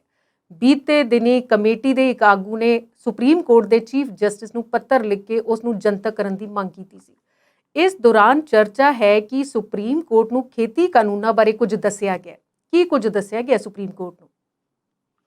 ਇੱਕ ਤੇ ਜਿਹੜੀ ਸੁਪਰੀਮ ਕੋਰਟ ਨੇ ਕਮੇਟੀ ਬਣਾਈ ਸੀ, ਇਹ ਉਦੋਂ ਬਣਾਈ ਗਈ ਸੀ ਜਦੋਂ ਜਿਹੜਾ ਕਿਸਾਨ ਅੰਦੋਲਨ ਬਿਲਕੁਲ ਸਿਖਰ ਤੇ ਸੀ। ਜੀ, ਇਹ ਗੱਲ ਸਮਝਣ ਦੀ ਲੋੜ ਹੈ। 26 ਜਨਵਰੀ ਤੋਂ ਪਹਿਲਾਂ ਦੀਆਂ ਘਟਨਾਵਾਂ ਦੇ ਵਿੱਚ ਸੁਪਰੀਮ ਕੋਰਟ ਪੂਰੀ ਤਰ੍ਹਾਂ ਇਨਵੋਲਵ ਸੀ। ਜੀ, ਤੇ ਇੱਥੇ ਇਹ ਵੀ ਦੱਸਣਾ ਬਣਦਾ ਹੈ ਕਿ ਸੁਪਰੀਮ ਕੋਰਟ ਨੇ ਇਹਨਾਂ ਖੇਤੀ ਕਾਨੂੰਨਾਂ ਤੇ ਇੱਕ ਆਰਜ਼ੀ ਰੋਕ ਜਿਹੜੀ ਹੈ ਉਹ ਲਾ ਦਿੱਤੀ ਸੀ ਇਸ ਕਮੇਟੀ ਨੂੰ ਗਠਿਤ ਕਰਨ ਵੇਲੇ, ਜੀ, ਕਿ ਇਹਨੂੰ ਜਿੰਨੀ ਦੇਰ ਤੱਕ ਕਮੇਟੀ ਸਾਨੂੰ ਕੋਈ ਰਿਪੋਰਟ ਨਹੀਂ ਸੌਂਪਦੀ, ਕਿਸਾਨਾਂ ਨਾਲ ਗੱਲਬਾਤ ਕਿਸੇ ਪਾਸੇ ਲੱਗ ਨਹੀਂ ਜਾਂਦੀ, ਇਸ ਨੂੰ ਵਿਚਾਰ ਨਹੀਂ ਲਿਆ ਜਾਂਦਾ, ਤੇ ਇਸ ਨੂੰ ਜਿਹੜਾ ਹੈ ਉਨੀ ਦੇਰ ਤੱਕ ਕਾਨੂੰਨ ਨੂੰ, ਇਹਨਾਂ ਤਿੰਨਾਂ ਕਾਨੂੰਨਾਂ ਨੂੰ ਰੋਕ ਲਿਆ ਜਾਵੇ। ਜੀ, ਹੁਣ ਰੋਕਿਆ ਜਾਂ ਨਹੀਂ ਰੋਕਿਆ, ਜਾਂ ਚੱਲ ਰਹੇ ਨੇ ਜਾਂ ਲੱਗ ਰਹੇ ਨੇ, ਇਹ ਤਾਂ ਸਰਕਾਰ ਜਾਣਦੀ ਹੈ। ਜੀ, ਅਜੇ ਕੁਝ ਦਿਨ ਪਹਿਲਾਂ ਦੀ ਗੱਲ ਹੈ ਤੇ ਸੁਪਰੀਮ ਕੋਰਟ ਨੇ ਕਿਹਾ ਸੀ ਕਿ ਸਾਡੀ ਗੱਲ ਨੂੰ ਅਣਸੁਣਿਆ ਕੀਤਾ ਜਾ ਰਿਹਾ। ਜੀ, ਕੁਝ ਆਦੇਸ਼ ਜਿਹੜੇ ਨੇ ਸੁਪਰੀਮ ਕੋਰਟ ਤੋਂ ਸਾਨੂੰ ਆਉਂਦੇ ਨੇ। ਸੁਪਰੀਮ ਕੋਰਟ ਦਾ ਆਦੇਸ਼ ਇਸ ਤਰ੍ਹਾਂ ਹੁੰਦਾ ਹੈ, ਜੋ ਜਿਵੇਂ ਕਿ ਲੋਕਤੰਤਰ ਸਿਸਟਮ ਦੇ ਵਿੱਚ ਹੈ, ਕਿ ਭਾਵੇਂ ਦੇਸ਼ ਦੇ ਵਿੱਚ ਜਿਹੋ ਜਿਹਾ ਵੀ ਸਿਸਟਮ ਹੋਵੇ, ਜਿੰਨੀ ਮਰਜ਼ੀ ਤੁਹਾਡੀ ਕਿਸੇ ਨਾਲ ਨਾਰਾਜ਼ਗੀ ਹੋਵੇ, ਪਰ ਜਦੋਂ ਕਿਸੇ ਕੋਰਟ ਵੱਲੋਂ, ਅਦਾਲਤ ਵੱਲੋਂ ਕੋਈ ਆਦੇਸ਼ ਆਉਂਦਾ ਹੈ ਤਾਂ ਉਸ ਨੂੰ ਇਸ ਤਰ੍ਹਾਂ ਆਖਿਆ ਜਾਂਦਾ ਹੈ, ਭਾਵੇਂ ਜਿੰਨੇ ਮਰਜ਼ੀ ਤੁਸੀਂ ਨਾਰਾਜ਼ ਹੋਵੋ, ਕਿ ਠੀਕ ਹੈ ਕਿ ਸਾਡੇ ਹੱਕ ਵਿੱਚ ਨਹੀਂ ਆਇਆ, ਅਸੀਂ ਇਸ ਤਰ੍ਹਾਂ ਨਹੀਂ ਸੀ ਚਾਹੁੰਦੇ, ਪਰ ਮਾਨਯੋਗ ਅਦਾਲਤ ਦਾ ਫੈਸਲਾ ਸਾਨੂੰ ਮਨਜ਼ੂਰ ਹੈ, ਪਰ ਅਸੀਂ ਉੱਪਰਲੀ ਅਦਾਲਤ ਵਿੱਚ ਜਾਂ ਦੂਸਰੇ ਤੀਸਰੇ ਤਰੀਕੇ ਨਾਲ ਕਾਨੂੰਨੀ ਚਾਰਾਜੋਈ ਕਰਨ ਦਾ ਯਤਨ ਕਰਾਂਗੇ। ਹੁਣ ਸੁਪਰੀਮ ਕੋਰਟ ਤੇ ਇਨਵੋਲਵ ਹੋ ਗਈ, ਪਰ ਕੇਂਦਰ ਸਰਕਾਰ ਨੇ ਇੱਥੇ ਇਸ ਤਰ੍ਹਾਂ ਬਿਹੇਵ ਕੀਤਾ ਕਿ ਜਿਸ ਤਰ੍ਹਾਂ ਉਹਨਾਂ ਦੀ ਮਰਜ਼ੀ ਤੋਂ ਬਿਨਾਂ ਸੁਪਰੀਮ ਕੋਰਟ ਨੇ ਕੋਈ ਇਨਵੋਲਵਮੈਂਟ ਲੈ ਆਂਦੀ ਹੋਵੇ। ਸੁਪਰੀਮ ਕੋਰਟ ਨੇ ਕਮੇਟੀ ਬਣਾ ਦਿੱਤੀ, ਕਮੇਟੀ ਦੇ ਜਿੰਨੇ ਮੈਂਬਰ ਬਣਾ ਦਿੱਤੇ, ਉਹ ਲੱਗਦਾ ਵੀ ਇਸ ਤਰ੍ਹਾਂ ਸੀ ਕਿ ਨੋਨ ਵਿਅਕਤੀ ਨੇ, ਪੋਲੀਟੀਕਲੀ ਉਹਨਾਂ ਦਾ ਹੋਲਡ ਵੀ ਹੈ ਤੇ ਉਹ ਕੁਝ ਗੱਲ ਹੋ ਵੀ ਜਾਵੇਗੀ। ਪਰ ਜਦੋਂ ਰੌਲਾ ਪਿਆ ਤਾਂ ਭੁਪਿੰਦਰ ਸਿੰਘ ਮਾਨ ਜਿਹੜੇ ਸੀ ਪੰਜਾਬ ਤੋਂ, ਉਹਨਾਂ ਨੇ ਕਮੇਟੀ ਦੇ ਵਿੱਚੋਂ ਆਪਣਾ ਨਾਮ ਵਾਪਸ ਲੈ ਲਿਆ, ਕਿਉਂਕਿ ਉਹਨਾਂ ਦੀ ਵਿਅਕਤੀਗਤ ਤੌਰ ਤੇ ਉਹਨਾਂ ਦੀ ਵਿਰੋਧਤਾ ਹੋਣ ਲੱਗੀ ਸੀ। ਪਰ ਮੈਂ ਸਮਝਦਾ ਕਿ ਉਦੋਂ ਕਿਸਾਨ ਅੰਦੋਲਨ ਜਿਹੜਾ ਪੂਰੇ ਰੋਹ ਵਿੱਚ ਸੀ। ਫਿਰ ਉਹ ਸਾਰਾ ਕੁਝ ਹੁੰਦਾ ਹੈ ਤੇ ਸੁਪਰੀਮ ਕੋਰਟ ਫਿਰ ਵੀ ਜਿਹੜਾ ਹੈ ਉਹ ਚਾਹੁੰਦੀ ਹੈ ਕਿ ਕਿਸਾਨਾਂ ਨਾਲ ਗੱਲਬਾਤ ਕੀਤੀ ਜਾਵੇ, ਇਹ ਕਮੇਟੀ ਨੂੰ ਅੱਗੇ ਕਰਕੇ ਕਿਸਾਨਾਂ ਨਾਲ ਗੱਲ ਕਿਸੇ ਪਾਸੇ ਲਾਈ ਜਾਵੇ। ਤੇ ਕਮੇਟੀ ਨੂੰ ਆਖ ਦਿੰਦੀ ਹੈ ਕਿ ਤੁਸੀਂ ਆਪਣੇ ਤੌਰ ਤੇ ਖੇਤੀ ਕਾਨੂੰਨਾਂ ਬਾਰੇ ਸਟੱਡੀ ਕਰਕੇ, ਸਾਰਾ ਕੁਝ ਕਰਕੇ ਇੱਕ ਰਿਪੋਰਟ ਜਿਹੜੀ ਹੈ ਸੁਪਰੀਮ ਕੋਰਟ ਨੂੰ ਤੁਸੀਂ ਦਾਖਲ ਕਰ ਦਿਓ। ਫਿਰ 26 ਜਨਵਰੀ ਵਾਲੀ ਘਟਨਾ ਹੋ ਜਾਂਦੀ ਹੈ।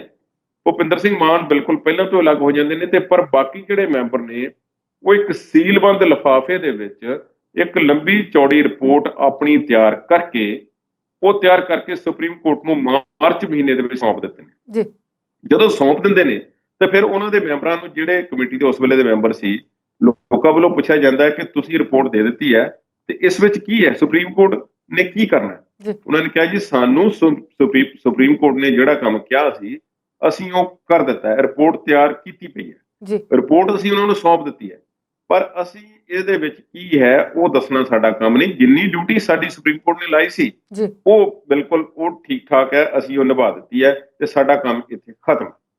ਪਰ ਉਸ ਤੋਂ ਬਾਅਦ ਜਦੋਂ ਹੁਣ 6 ਮਹੀਨੇ ਦੇ ਲਗਭਗ ਸਮਾਂ ਹੋ ਜਾਂਦਾ ਹੈ ਤੇ ਸੁਪਰੀਮ ਕੋਰਟ ਜਿਹੜੀ ਕਿ ਕੇਂਦਰ ਸਰਕਾਰ ਨੂੰ ਆਖ ਰਹੀ ਸੀ ਕਿ ਤੁਸੀਂ ਕੁਝ ਇਸ ਵਿੱਚ ਕਿਸਾਨਾਂ ਨਾਲ ਗੱਲਬਾਤ ਅੱਗੇ ਵਧਾਓ, ਤੇ ਕਿਸਾਨਾਂ ਨੂੰ ਵੀ ਕਹਿ ਰਹੇ ਸੀ ਵੀ ਤੁਸੀਂ ਵੀ ਆਓ ਤੇ ਗੱਲਬਾਤ ਕਰੋ, ਸੁਪਰੀਮ ਕੋਰਟ ਉਸ ਰਿਪੋਰਟ ਨੂੰ ਖੁਦ ਦੱਬ ਕੇ ਬੈਠ ਗਈ। ਉਹ ਸੁਪਰੀਮ ਕੋਰਟ ਵੱਲੋਂ ਕਾਨੂੰਨੀ ਪ੍ਰਕਿਰਿਆ ਦੇ ਤਹਿਤ ਇਸ ਨੂੰ ਹਲੇ ਤੱਕ ਰੋਕਿਆ ਗਿਆ ਜਾਂ ਇਸ ਨੂੰ ਕਿਸੇ ਖਾਸ ਮਕਸਦ ਨਾਲ ਜਾਂ ਕੇਂਦਰ ਦੀ ਹਦਾਇਤ ਤੇ ਰੋਕਿਆ ਗਿਆ, ਇਸ ਗੱਲ ਦਾ ਫੈਸਲਾ ਤੁਸੀਂ, ਮੈਂ ਅਗਲੇ ਜਿਹੜੇ 2 ਨੁਕਤੇ ਦੱਸਣੇ ਨੇ ਉਹਨਾਂ ਵਿੱਚੋਂ ਤੁਸੀਂ ਆਪ ਖੁਦ ਕਰ ਸਕਦੇ ਹੋ। ਉਸ ਕਮੇਟੀ ਦੇ ਇੱਕ ਮੈਂਬਰ ਨੇ ਹੁਣ ਦੁਬਾਰਾ ਸੁਪਰੀਮ ਕੋਰਟ ਨੂੰ ਚਿੱਠੀ ਲਿਖੀ ਹੈ ਕਿ ਇਹ ਲੰਬਾ ਸਮਾਂ ਹੋ ਗਿਆ ਹੈ ਤੇ ਹੁਣ ਲੋੜ ਹੈ ਕਿ ਖੇਤੀ ਕਾਨੂੰਨਾਂ ਬਾਰੇ ਜਿਹੜੀ ਅਸੀਂ ਰਿਪੋਰਟ ਲਿਖੀ ਗਈ ਹੈ ਜੀ ਉਸ ਨੂੰ ਤੁਸੀਂ ਜਨਤਕ ਕਰ ਦੇਵੋ। ਜੀ ਪਹਿਲਾਂ ਇਹ ਖਬਰ ਵੀ ਆਈ ਸੀ ਕਿ ਜਦੋਂ ਸੁਣਵਾਈਆਂ ਹੋਣਗੀਆਂ ਕੋਰਟ ਦੇ ਵਿੱਚ ਤਾਂ ਪਹਿਲੀ ਸੁਣਵਾਈ ਤੋਂ ਬਾਅਦ ਇਸ ਨੂੰ ਜਨਤਕ ਕੀਤਾ ਜਾਵੇਗਾ। ਜੀ ਹੁਣ ਉਹ ਜਿਹੜੇ ਮਾਹਿਰ ਨੇ ਉਹ ਆਖਦੇ ਨੇ ਚਿੱਠੀ ਦੇ ਵਿੱਚ ਕਿ ਇਹ ਸੁਪਰੀਮ ਕੋਰਟ ਨੂੰ ਹੋਣਾ ਚਾਹੀਦਾ ਕਿ ਰਿਪੋਰਟ ਜਨਤਕ ਕੀਤੀ ਜਾਵੇ, ਭਾਵੇਂ ਕਿ ਸੁਪਰੀਮ ਕੋਰਟ ਨੂੰ ਇਸ ਗੱਲ ਦਾ ਖਦਸ਼ਾ ਹੋਵੇ ਕਿ ਜਦੋਂ ਇਹ ਰਿਪੋਰਟ ਜਨਤਕ ਹੋਣੀ ਹੈ ਤਾਂ ਲੋਕਾਂ ਦਾ ਰੋਹ ਵਧੇਗਾ ਜਾਂ ਕੋਈ ਹੋਰ ਗੱਲ ਹੋਵੇਗੀ ਜਾਂ ਉਸ ਦੀਆਂ ਰੈਪਰਕਸ਼ਨਸ ਜਿਹੜੀਆਂ ਹੋਣਗੀਆਂ, ਜੀ ਭਾਵ ਕਿ ਉਸ ਤੋਂ ਬਾਅਦ ਉਤਪੰਨ ਹੋਣ ਵਾਲੀ ਸਥਿਤੀ ਸੁਪਰੀਮ ਕੋਰਟ ਉਸਦੇ ਕਰਕੇ ਰੋਕ ਕੇ ਬੈਠੀ ਹੋਵੇ। ਹੁਣ ਇਸ ਗੱਲ ਨੂੰ ਸਮਝਣ ਦੀ ਲੋੜ ਹੈ ਜੀ ਕਿ ਹੋ ਸਕਦਾ ਹੈ ਕਿ ਰਿਪੋਰਟ ਦੇ ਵਿੱਚ ਇਹੋ ਜੀ ਗੱਲ ਕੋਈ ਲਿਖੀ ਗਈ ਹੋਵੇ ਜਿਸ ਨੂੰ ਸੁਪਰੀਮ ਕੋਰਟ ਨੇ ਵੀ, ਕਿਉਂਕਿ ਉਹਨਾਂ ਨੂੰ ਵੀ ਜੇ ਤਿਆਰ ਕਰਨੇ ਨੂੰ ਸਮਾਂ ਲੱਗਾ 2 ਮਹੀਨੇ ਦਾ ਤੇ ਪੜ੍ਹਨੇ ਨੂੰ ਵੀ 2-3 ਮਹੀਨੇ ਦਾ, ਸਮਝਣ ਦਾ ਵੀ ਸਮਾਂ ਲੱਗਾ ਹੋ ਸਕਦਾ ਹੈ। ਜੀ ਸੁਪਰੀਮ ਕੋਰਟ ਵੀ ਹੋ ਸਕਦਾ ਹੈ ਕਿ ਇਸ ਕਰਕੇ ਚੁੱਪ ਬੈਠੀ ਹੋਵੇ, ਅਜੇ ਤੱਕ ਜਨਤਕ ਨਾ ਰਿਪੋਰਟ ਕੀਤੀ ਗਈ ਹੋਵੇ ਜੀ ਕਿ ਸ਼ਾਇਦ ਇਸ ਵਿੱਚ ਕੋਈ ਇਹੋ ਜੀ ਗੱਲ ਹੋਵੇ ਜਿਸ ਨਾਲ ਬਾਅਦ ਵਿੱਚ ਕੋਈ ਸਥਿਤੀ ਪੈਦਾ ਹੋ ਜਾਵੇ ਤੇ ਉਸ ਨੂੰ ਸਾਂਭਣਾ ਸਾਡੇ ਵੱਸ ਵਿੱਚ ਜਾਂ ਕੇਂਦਰ ਸਰਕਾਰ ਦੇ ਵੱਸ ਵਿੱਚ ਨਾ ਹੋਵੇ, ਜਿਸ ਨਾਲ ਕੋਈ ਸਥਿਤੀ ਪੈਦਾ ਹੋ ਸਕਦੀ ਹੈ ਤੇ ਉਸ ਤੋਂ ਬਚਣ ਲਈ ਅਸੀਂ ਇਸ ਨੂੰ ਰੋਕ ਕੇ ਰੱਖਿਆ ਹੋਇਆ। ਜੀ ਹੁਣ ਜਿਹੜੀ ਕਮੇਟੀ ਬਣਾਈ ਗਈ ਸੀ ਉਸ ਦੇ ਇੱਕ ਮੈਂਬਰ ਨੇ ਕਿਹਾ ਕਿ ਹੋ ਸਕਦਾ ਹੈ ਕਿ ਸੁਪਰੀਮ ਕੋਰਟ ਨੇ ਸੋਚਿਆ ਹੋਵੇ, ਪਰ ਹੁਣ ਸਮਾਂ ਆ ਗਿਆ ਹੈ ਤੇ ਇਸ ਨੂੰ ਜਨਤਕ ਕਰਨਾ ਚਾਹੀਦਾ। ਜੀ ਨਾਲ ਦੀ ਨਾਲ ਉਹਨਾਂ ਨੇ ਇਸ਼ਾਰਾ ਕਰ ਦਿੱਤਾ ਹੈ ਕਿ ਖੇਤੀ ਕਾਨੂੰਨਾਂ ਨੂੰ ਰੱਦ ਕਰਨ ਬਾਰੇ ਇਸ ਰਿਪੋਰਟ ਦੇ ਵਿੱਚ ਜੀ ਕੁਝ ਨਹੀਂ ਆਖਿਆ ਗਿਆ। ਜੀ ਰੱਦ ਕਰਨ ਦੀ ਕੋਈ ਗੱਲ ਨਹੀਂ ਕੀਤੀ। ਜ਼ਾਹਿਰਾ ਤੌਰ ਤੇ ਸਰਕਾਰ ਵੱਲੋਂ ਰਿਪਰੈਜ਼ੈਂਟੇਟਿਵ ਕਮੇਟੀ ਹੈ, ਉਹ ਇਸ ਤਰ੍ਹਾਂ ਰੱਦ ਕਰਨ ਦੀ ਤੇ ਸਿਫਾਰਿਸ਼ ਸ਼ਾਇਦ ਹੀ ਦਿੰਦੀ, ਇਸ ਗੱਲ ਦੀ ਤਾਂ ਪਹਿਲਾਂ ਤੋਂ ਉਮੀਦ ਨਹੀਂ ਸੀ। ਪਰ ਉਹਨਾਂ ਨੇ ਇਹ ਗੱਲ ਜ਼ਰੂਰੀ ਤੌਰ ਤੇ ਆਖ ਦਿੱਤੀ ਹੈ ਕਿ ਇਹਨਾਂ ਕਾਨੂੰਨਾਂ ਦੇ ਵਿੱਚ ਬਹੁਤ ਸਾਰੀਆਂ ਖਾਮੀਆਂ ਨੇ, ਇਹਨਾਂ ਨੂੰ ਦਰੁਸਤ ਕੀਤਾ ਜਾਣਾ ਹੈ ਤੇ ਇਹਨਾਂ ਤੇ ਦੁਬਾਰਾ ਨਜ਼ਰਸਾਨੀ ਕਰਨ ਦੀ ਲੋੜ ਹੈ ਤੇ ਇਹਨਾਂ ਨੂੰ ਦੁਬਾਰਾ ਪੜ੍ਹਨ ਦੀ ਲੋੜ ਹੈ ਤੇ ਇਸ ਤੇ ਬਹਿਸ ਕਰਨ ਦੀ ਲੋੜ ਹੈ। ਜੀ ਹੁਣ ਇਹ ਵੀ ਆਪਣੇ ਆਪ ਦੇ ਵਿੱਚ ਅਹਿਮ ਮੁੱਦਾ ਹੈ। ਮੈਨੂੰ ਇਸ ਤਰ੍ਹਾਂ ਜਾਪਦਾ ਹੈ ਕਿ ਕਮੇਟੀ ਦੇ ਮੈਂਬਰ ਜਿਹੜੇ ਇੰਨੇ ਲੰਬੇ ਸਮੇਂ ਉਹਨਾਂ ਨੇ ਮਿਹਨਤ ਕੀਤੀ, ਸ਼ਾਇਦ ਉਹਨਾਂ ਦਾ ਜਿੱਦਾਂ ਕਹਿੰਦੇ ਨੇ ਕਿ ਸਬਰ ਦਾ ਪਿਆਲਾ ਜਿਹੜਾ ਸੀ ਭਰ ਗਿਆ ਜੀ ਕਿ ਜੀ ਕਿਉਂ ਸਾਡੀ ਮਿਹਨਤ ਨੂੰ ਇਸ ਤਰ੍ਹਾਂ ਦੱਬ ਕੇ ਕਿਉਂ ਰੱਖਿਆ ਜਾ ਰਿਹਾ। ਲੋਕੀ ਸਾਨੂੰ ਸਵਾਲ ਪੁੱਛਦੇ ਨੇ ਜੀ ਵੀ ਭਾਈ ਵੀ ਤੁਸੀਂ ਜਵਾਬ ਕਿਉਂ ਨਹੀਂ ਦਿੰਦੇ, ਤੁਸੀਂ ਕਮੇਟੀ ਬਣਾਈ ਸੀ, ਤੁਸੀਂ ਰਿਪੋਰਟ ਉਹ ਕਹਿੰਦੇ ਅਸੀਂ ਸਾਡਾ ਕੰਮ, ਇੱਕ ਵਾਰੀ ਤਾਂ ਕਹਿੰਦੇ ਨੇ ਕਿ ਸਾਡਾ ਕੰਮ ਇੱਥੇ ਮੁੱਕ ਗਿਆ ਤੇ ਦੂਸਰੀ ਵਾਰੀ ਉਹ ਕਹਿ ਰਹੇ ਨੇ ਕਿ ਨਹੀਂ ਅਸੀਂ ਇਸ ਹਿਸਾਬ ਦੀ ਇਸ ਤਰੀਕੇ ਦੀ ਗੱਲਬਾਤ ਉਹਦੇ ਵਿੱਚ ਇਸ ਕਿਸਮ ਦੀ ਗੱਲਬਾਤ ਕੀਤੀ ਗਈ ਹੈ। ਜ਼ਾਹਿਰਾ ਤੌਰ ਤੇ ਸੁਪਰੀਮ ਕੋਰਟ ਸਮਾਂ ਦੇਖ ਰਹੀ ਹੈ ਕਿ ਕਿਹੜਾ ਢੁਕਵਾਂ ਸਮਾਂ ਹੋਵੇ ਜਾਂ ਕੇਂਦਰ ਸਰਕਾਰ ਦੀਆਂ ਹਦਾਇਤਾਂ ਜਾਂ ਕੇਂਦਰ ਸਰਕਾਰ ਨਾਲ ਹੋ ਸਕਦਾ ਹੈ ਕਿ ਸਲਾਹ ਮਸ਼ਵਰਾ ਕਰਦੀ ਹੋਵੇ ਜਾਂ ਹੋਮ ਮਿਨਿਸਟਰੀ ਨਾਲ ਕਿ ਇਸ ਤੋਂ ਬਾਅਦ ਪੈਦਾ ਹੋਣ ਵਾਲੀ ਸਥਿਤੀ ਇਸ ਤਰ੍ਹਾਂ ਦੀ ਹੋ ਸਕਦੀ ਹੈ, ਤੁਸੀਂ ਉਸ ਨਾਲ ਨਜਿੱਠਣ ਲਈ ਤਿਆਰ ਹੋ। ਸੁਪਰੀਮ ਕੋਰਟ ਨੇ ਵੀ ਉਸ ਹਿਸਾਬ ਨਾਲ ਹੀ ਰਿਪੋਰਟ ਨੂੰ ਜਨਤਕ ਕਰਨਾ, ਪਰ ਇਹ ਸਿਰਫ ਇੱਕ ਮੈਂਬਰ ਵੱਲੋਂ ਮੰਗ ਕੀਤੀ ਗਈ ਹੈ। ਸੁਪਰੀਮ ਕੋਰਟ ਨੇ ਅਜੇ ਤੱਕ ਇਸ ਗੱਲ ਦਾ ਕੋਈ ਜਵਾਬ ਨਹੀਂ ਦਿੱਤਾ।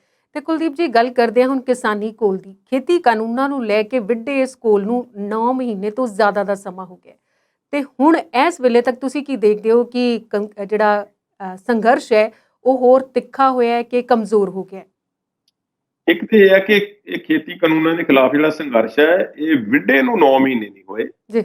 ਇੱਕ ਤੇ ਮੈਂ ਯਾਦ ਕਰਾਵਾਂ ਕਿ ਪਿਛਲੇ ਸਾਲ ਮਈ ਮਹੀਨੇ ਦੇ ਵਿੱਚ ਹੀ ਇਸ ਲਈ ਆਵਾਜ਼ ਉੱਠਣੀ ਸ਼ੁਰੂ ਹੋ ਗਈ ਸੀ। ਸਾਹਿਬ ਬਲਵੀਰ ਸਿੰਘ ਰਾਜੇਵਾਲ ਤੇ ਹੋਰਨਾਂ ਕਿਸਾਨ ਆਗੂਆਂ ਨੇ ਰੌਲਾ ਪਾਉਣਾ ਸ਼ੁਰੂ ਕਰ ਦਿੱਤਾ ਸੀ ਕਿ ਭਾਈ ਆਹ ਕਾਨੂੰਨ ਲਿਆਂਦੇ ਜਾ ਰਹੇ ਨੇ, ਇਹਨਾਂ ਕਾਨੂੰਨਾਂ ਬਾਰੇ, ਇਹਨਾਂ ਕਾਨੂੰਨਾਂ ਨੂੰ ਰੋਕਣ ਦੀ ਚਾਰਾਜੋਈ ਕਰੋ, ਲੋਕਾਂ ਨੂੰ ਜਾਗਰਿਤ ਕਰੋ। ਇਹ ਕਾਨੂੰਨ ਜੇ ਬਣ ਗਏ ਤਾਂ ਸਾਡੇ ਪੱਲੇ ਕੱਖ ਨਹੀਂ ਰਹੇਗਾ। ਤੇ ਉਹੀ ਦਿਨ ਸੀ ਜਦੋਂ ਸਰਦਾਰ ਸੁਖਬੀਰ ਸਿੰਘ ਬਾਦਲ ਤੇ ਪ੍ਰਕਾਸ਼ ਸਿੰਘ ਬਾਦਲ ਇਹ ਸਫਾਈਆਂ ਦਿੰਦੇ ਫਿਰਦੇ ਸੀ, ਹਰਸਿਮਰਤ ਕੌਰ ਬਾਦਲ ਵੀ, ਕਿ ਦੇਖੋ ਜੀ ਇਹ ਬਹੁਤ ਵਧੀਆ ਕਾਨੂੰਨ ਨੇ, ਕਿਸਾਨਾਂ ਨੂੰ ਐਵੇਂ ਭੁਲੇਖਾ ਹੈ। ਤੇ ਇਹ ਉਹ ਦਿਨ ਸੀ ਤੇ ਉਸ ਵੇਲੇ ਤੋਂ ਲੈ ਕੇ ਹੁਣ ਤੱਕ ਦਾ ਸਮਾਂ ਅਸੀਂ ਲਾ ਲਿਆ ਜਾਵੇ ਤੇ ਤਕਰੀਬਨ 1.5 ਸਾਲ ਬਣਦਾ ਹੈ।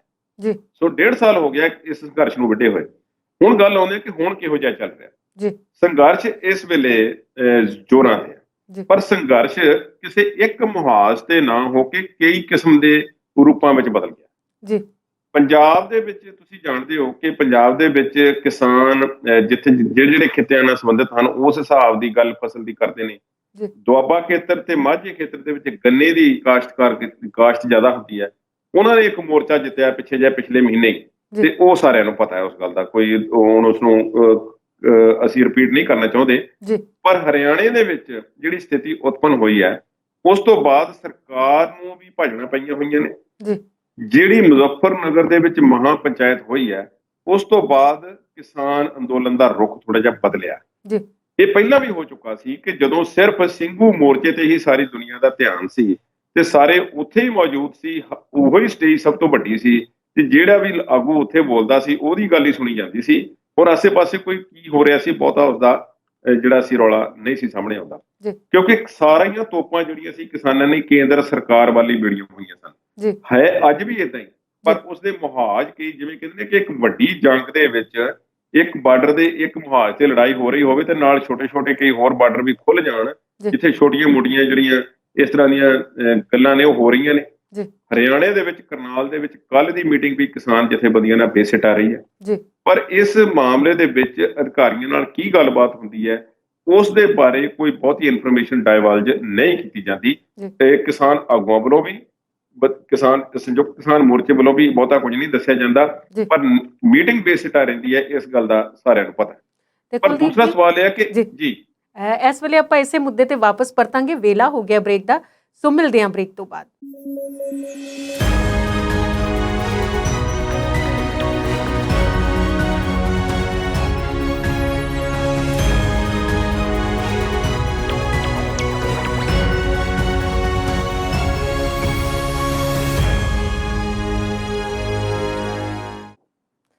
ਵਕਫੇ ਤੋਂ ਬਾਅਦ ਵਿਚਾਰ ਚਰਚਾ ਪ੍ਰੋਗਰਾਮ 'ਚ ਦਰਸ਼ਕਾਂ ਦਾ ਫਿਰ ਤੋਂ ਸਵਾਗਤ ਕਰਦੇ ਹਾਂ। ਤੇ ਕੁਲਦੀਪ ਸਿੰਘ ਹੀਰ ਜੀ, ਆਪਾਂ ਕਿਸਾਨੀ ਘੋਲ ਦੀ ਗੱਲ ਕਰ ਰਹੇ ਸੀ। ਕਰਨਾਲ ਦੇ ਵਿੱਚ ਮੋਰਚਾ ਮਜ਼ਬੂਤ ਹੁੰਦਾ ਜਾ ਰਿਹਾ ਹੈ ਕਿਉਂਕਿ ਸਰਕਾਰ ਸੁਣ ਨਹੀਂ ਰਹੀ, ਤੇ ਤੁਹਾਨੂੰ ਵੀ ਇੰਝ ਹੀ ਲੱਗਦਾ ਹੈ ਕਿ ਇਹ ਸਰਕਾਰ ਦੀ ਕੋਈ ਚਾਲ ਹੋ ਸਕਦੀ ਹੈ ਦਿੱਲੀ ਦੀਆਂ ਸਰਹੱਦਾਂ ਨੂੰ ਖਾਲੀ ਕਰਾਉਣ ਦੀ? ਰਕੇਸ਼ ਟਕੈਤ ਨੇ ਤੇ ਗੱਲ ਆਖੀ ਹੈ ਜੀ ਕਿ ਇਹ ਹੁਣ ਮਨੋਹਰ ਲਾਲ ਖੱਟਰ ਦੀ ਹਮਾਇਤ ਦੇ ਨਾਲ ਕੇਂਦਰ ਸਰਕਾਰ ਜਿਹੜਾ ਹੈ ਮੋਰਚੇ ਨੂੰ ਸਿੰਘੂ, ਗਾਜ਼ੀਪੁਰ ਤੇ ਟਿਕਰੀ ਤੋਂ ਸ਼ਿਫਟ ਕਰਕੇ ਕਰਨਾਲ ਤੱਕ ਸੀਮਿਤ ਕਰਨਾ ਚਾਹੁੰਦੀ ਹੈ। ਜੀ ਕਰਨਾਲ ਦੇ ਵਿੱਚ ਸਾਨੂੰ ਬਿਠਾ ਲਿਆ, ਜਿਹੜੀਆਂ ਮੰਗਾਂ ਆਸਾਨੀ ਨਾਲ ਹੀ ਮੰਨੀਆਂ ਜਾ ਸਕਦੀਆਂ ਨੇ ਉਹਨਾਂ ਨੂੰ ਇੰਨਾ ਲਮਕਾਉਣ ਦਾ ਕੀ ਅਰਥ ਹੈ? ਜੀ ਹੁਣ ਇਸ ਤੇ ਜਿਹੜੀ ਭਾਜਪਾ ਦੇ ਕੁਝ ਆਗੂ ਬਿਆਨਬਾਜ਼ੀ ਕਰਦੇ ਨੇ ਉਹਨਾਂ ਦਾ ਜ਼ਿਕਰ ਜ਼ਰੂਰ ਕਰਨਾ ਬਣਦਾ ਹੈ। ਜੀ ਹਰਜੀਤ ਗਰੇਵਾਲ ਉਹ ਚੁੱਪ ਨਹੀਂ ਕਰਦੇ, ਉਹ ਜਿਸ ਤਰ੍ਹਾਂ ਦੇ ਬਿਆਨ ਦਿੰਦੇ ਨੇ, ਪਾਕਿਸਤਾਨ ਦੀ ਸ਼ੈ, ਉਸ ਦੀ ਸ਼ੈ ਆ, ਫਲਾਣੇ ਦੀ ਸ਼ੈ ਆ, ਬਿਲਕੁਲ ਜਿਵੇਂ ਬ੍ਰੇਨ ਵਾਸ਼ ਕਿਸੇ ਦਾ ਹੋਇਆ ਹੁੰਦਾ ਇਸ ਤਰ੍ਹਾਂ ਦੀ ਉਹ ਗੱਲਬਾਤ ਕਰਦੇ ਨੇ। ਜੀ ਅਨਿਲ ਵਿਜ ਜਿਹੜੇ ਨੇ ਹਰਿਆਣੇ ਦੇ ਮੰਤਰੀ ਨੇ, ਉਹ ਕਹਿੰਦੇ ਕਿ ਦੇਖੋ ਇਹ ਕਿਸਾਨ ਜਿਹੜੇ ਨੇ ਇਹ ਇਹਨਾਂ ਦੇ ਕਹਿਣ ਤੇ ਜਾਂ ਜਿਹੜੀਆਂ 4 ਬੰਦੇ ਮੰਗਾਂ ਰੱਖ ਰਹੇ ਨੇ, ਇਸ ਤਰ੍ਹਾਂ ਹਰ ਇੱਕ ਦੀਆਂ ਮੰਗਾਂ ਨਹੀਂ ਮੰਨੀਆਂ ਜਾ ਸਕਦੀਆਂ। ਜੀ ਇਹਨਾਂ ਦੇ ਕਹਿਣ ਤੇ ਕਿਸੇ ਨੂੰ ਫਾਂਸੀ ਦਾ ਨਹੀਂ ਅਸੀਂ ਦੇ ਦੇਣੀ। ਜੀ ਹੁਣ ਇੰਨੀ ਸਖਤ ਮੰਗ ਤੇ ਕਿਸਾਨ ਕਰ ਹੀ ਰਹੇ, ਫਾਂਸੀ ਦੇਣ ਦੀ ਮੰਗ ਕੌਣ ਕਰਦਾ ਹੈ? ਜੀ ਗੱਲ ਤੇ ਕਾਨੂੰਨੀ ਕਾਰਵਾਈ ਦੀ ਹੋ ਰਹੀ ਹੈ। ਤੁਸੀਂ ਇੱਕ ਆਪਣੇ ਅਫਸਰ ਨੂੰ ਬਚਾ ਰਹੇ ਹੋ, ਪਰ ਅਫਸਰ ਦੇ ਕਾਰਨਾਮੇ ਤਾਂ ਤੁਸੀਂ ਦੇਖੋ, ਫਿਰ ਗੱਲ ਕਰਨੀ ਬਣਦੀ ਹੈ। ਜੀ ਇਹ ਉਹੀ ਮੰਤਰੀ ਨੇ ਅਨਿਲ ਵਿੱਚ ਜਿਹੜੇ ਰਾਮ ਰਹੀਮ ਦੇ ਦਰਬਾਰ ਦੇ ਵਿੱਚ ਹਾਜ਼ਰੀਆਂ ਭਰਿਆ ਕਰਦੇ ਸੀ, ਜੀ ਤੇ ਫਿਰ ਕੀ ਇਹਨਾਂ ਨੂੰ ਪੁੱਛਣਾ ਬਣਦਾ ਹੈ ਕਿ ਕੀ ਫਿਰ ਉਹ CBI ਦੇ ਕੋਈ ਜੱਜ ਹੀ ਫਿਰ ਆਉਣਗੇ ਤੇ ਫਿਰ ਇਸ ਤਰ੍ਹਾਂ ਦੀ ਗੱਲ ਹੋਏਗੀ ਤੇ ਫਿਰ ਹੀ ਕਾਰਵਾਈ ਅੱਗੇ ਹੋਏਗੀ? ਜੀ ਇਹ ਗੱਲ ਚੰਗੀ ਨਹੀਂ ਹੈ। ਇਸ ਤਰ੍ਹਾਂ ਦੇ ਬਿਆਨਬਾਜ਼ੀਆਂ ਕਰਨੀਆਂ ਚੰਗੀਆਂ ਨਹੀਂ।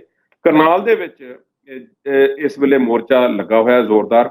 ਇੱਕ ਗੱਲ ਇਸ ਦੇ ਵਿੱਚ ਮੈਂ ਜ਼ਿਕਰ ਕਰਨਾ ਚਾਹੁੰਦਾ, ਸੁਖਬੀਰ ਸਿੰਘ ਬਾਦਲ ਉਹਨਾਂ ਨੇ ਇੱਕ ਗੱਲ ਕੀਤੀ ਸੀ, ਪਰਸੋਂ ਕੱਲ ਕੀਤੀ ਸੀ ਕਿ ਮੈਨੂੰ ਗੁਰਨਾਮ ਸਿੰਘ ਖਿਡੂੰਗੀ ਦਾ ਫੋਨ ਆਇਆ ਜੀ ਕਿ ਮੋਰਚੇ ਵਾਸਤੇ ਕਰਨਾਲ ਦੇ ਵਿੱਚ ਲੰਗਰ ਵਗੈਰਾ ਦਾ ਸਿਸਟਮ ਜਿਹੜਾ ਉਹ ਘੱਟ ਹੈ ਤੇ ਸਾਨੂੰ ਇੱਥੇ ਹੈਲਪ ਦੀ ਲੋੜ ਹੈ ਤੇ ਤੁਸੀਂ ਲੰਗਰ ਦਾ ਕੋਈ ਇੰਤਜ਼ਾਮ ਕਰੋ। ਜੀ ਹੁਣ ਉਸ ਦੇ ਜਵਾਬ ਦੇ ਵਿੱਚ ਗੁਰਨਾਮ ਸਿੰਘ ਖਿਡੂੰਗੀ ਨੇ ਜਵਾਬ ਦਿੱਤਾ ਸੁਖਬੀਰ ਸਿੰਘ ਬਾਦਲ ਨੂੰ ਕਿ ਭਾਈ ਮੈਂ ਤੁਹਾਨੂੰ ਕਦੋਂ ਫੋਨ ਕੀਤਾ ਹੈ? ਜੀ ਤੁਸੀਂ ਸਾਡੇ ਕੋਲ ਤਾਂ ਲੰਗਰ ਪਹਿਲਾਂ ਹੀ ਇੱਥੇ ਬਹੁਤ ਹੈ। ਜੀ ਹਾਂ, ਜਿਸ ਦਿਨ ਸਾਨੂੰ ਲੱਗਦਾ ਸੀ ਕਿ ਜਿਸ ਦਿਨ ਕਰਨਾਲ ਦੇ ਵਿੱਚ ਇੰਨਾ ਵੱਡਾ ਹੰਗਾਮਾ ਹੋਇਆ ਹੈ, ਹੰਗਾਮੇ ਤੋਂ ਬਾਅਦ ਮੰਗਾਂ ਮੰਨੇ ਜਾਣ ਦੀ ਉਮੀਦ ਸੀ, ਜੀ ਪਰ ਰਾਤ ਨੂੰ ਜਦੋਂ ਥੋੜਾ ਜਿਹਾ ਉੱਥੇ ਲੋਕਾਂ ਨੂੰ ਬਹਿਣਾ ਪਏਗਾ ਤਾਂ ਫਿਰ ਇੱਕਦਮ ਉੱਥੇ ਸਿਸਟਮ ਨਹੀਂ ਸੀ। ਪੱਕੇ ਟੈਂਟ ਤੇ ਇੱਕ ਦਿਨ ਬਾਅਦ ਵਿੱਚ ਲੱਗੇ ਨੇ ਜੀ ਤੇ ਉਦੋਂ ਥੋੜਾ ਜਿਹਾ ਜਿਹੜੀ ਸੀ ਕੁਝ ਅਪੀਲਾਂ ਜਿਹੜੀ ਅਸੀਂ ਕਿਸਾਨ ਜਥੇਬੰਦੀਆਂ ਦੀਆਂ ਆਈਆਂ ਕਿ ਭਾਈ ਲੰਗਰ ਦਾ ਤੇ ਟੈਂਟ ਦਾ ਪ੍ਰਬੰਧ ਕਰਨ ਦੀ ਲੋੜ ਹੈ। ਜੀ ਹੁਣ ਕਿਸਾਨ ਕਿੱਥੇ ਲਾਉਣ? ਸਾਰੇ ਟੋਲ ਪਲਾਜ਼ੇ ਤੇ ਪਹਿਲੇ ਲੱਗੇ ਹੋਏ ਨੇ। ਜੀ ਦਿੱਲੀ ਮੋਰਚਾ ਹੈ, ਟਿਕਰੀ ਹੈ, ਗਾਜ਼ੀਪੁਰ, ਆਪਣੇ ਟੈਂਟ ਤੇ ਆਪਣੇ ਸਾਊਂਡ ਸਿਸਟਮ ਤੇ ਕਿਸਾਨਾਂ ਨੇ ਲੈ ਕੇ ਰੱਖ ਲਏ ਨੇ।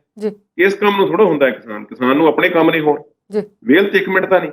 ਅੱਛਾ, ਕਿਸਾਨ ਬਹਿ ਗਏ ਨੇ, ਲੰਗਰ ਦਾ ਸਿਸਟਮ ਉੱਥੇ ਹੋ ਗਿਆ। ਜੀ ਗੁਰਨਾਮ ਸਿੰਘ ਖਿਡੂੰਗੀ ਕਹਿੰਦੇ ਨੇ ਕਿ ਮੈਂ ਫੋਨ ਸੁਖਬੀਰ ਬਾਦਲ ਨੂੰ ਨਹੀਂ ਕੀਤਾ। ਜੀ ਜੇ ਤੁਸੀਂ ਇਹ ਗਲਤ ਬਿਆਨੀ ਕੀਤੀ ਹੈ ਤੇ ਤੁਹਾਨੂੰ ਮਾਫੀ ਮੰਗਣੀ ਚਾਹੀਦੀ ਹੈ। ਜੀ ਤੁਹਾਨੂੰ ਜਾਂ ਸਬੂਤ ਪੇਸ਼ ਕਰੋ ਕਿ ਮੈਂ ਤੁਹਾਨੂੰ ਫੋਨ ਕੀਤਾ, ਨਹੀਂ ਤੇ ਮਾਫੀ ਮੰਗੋ।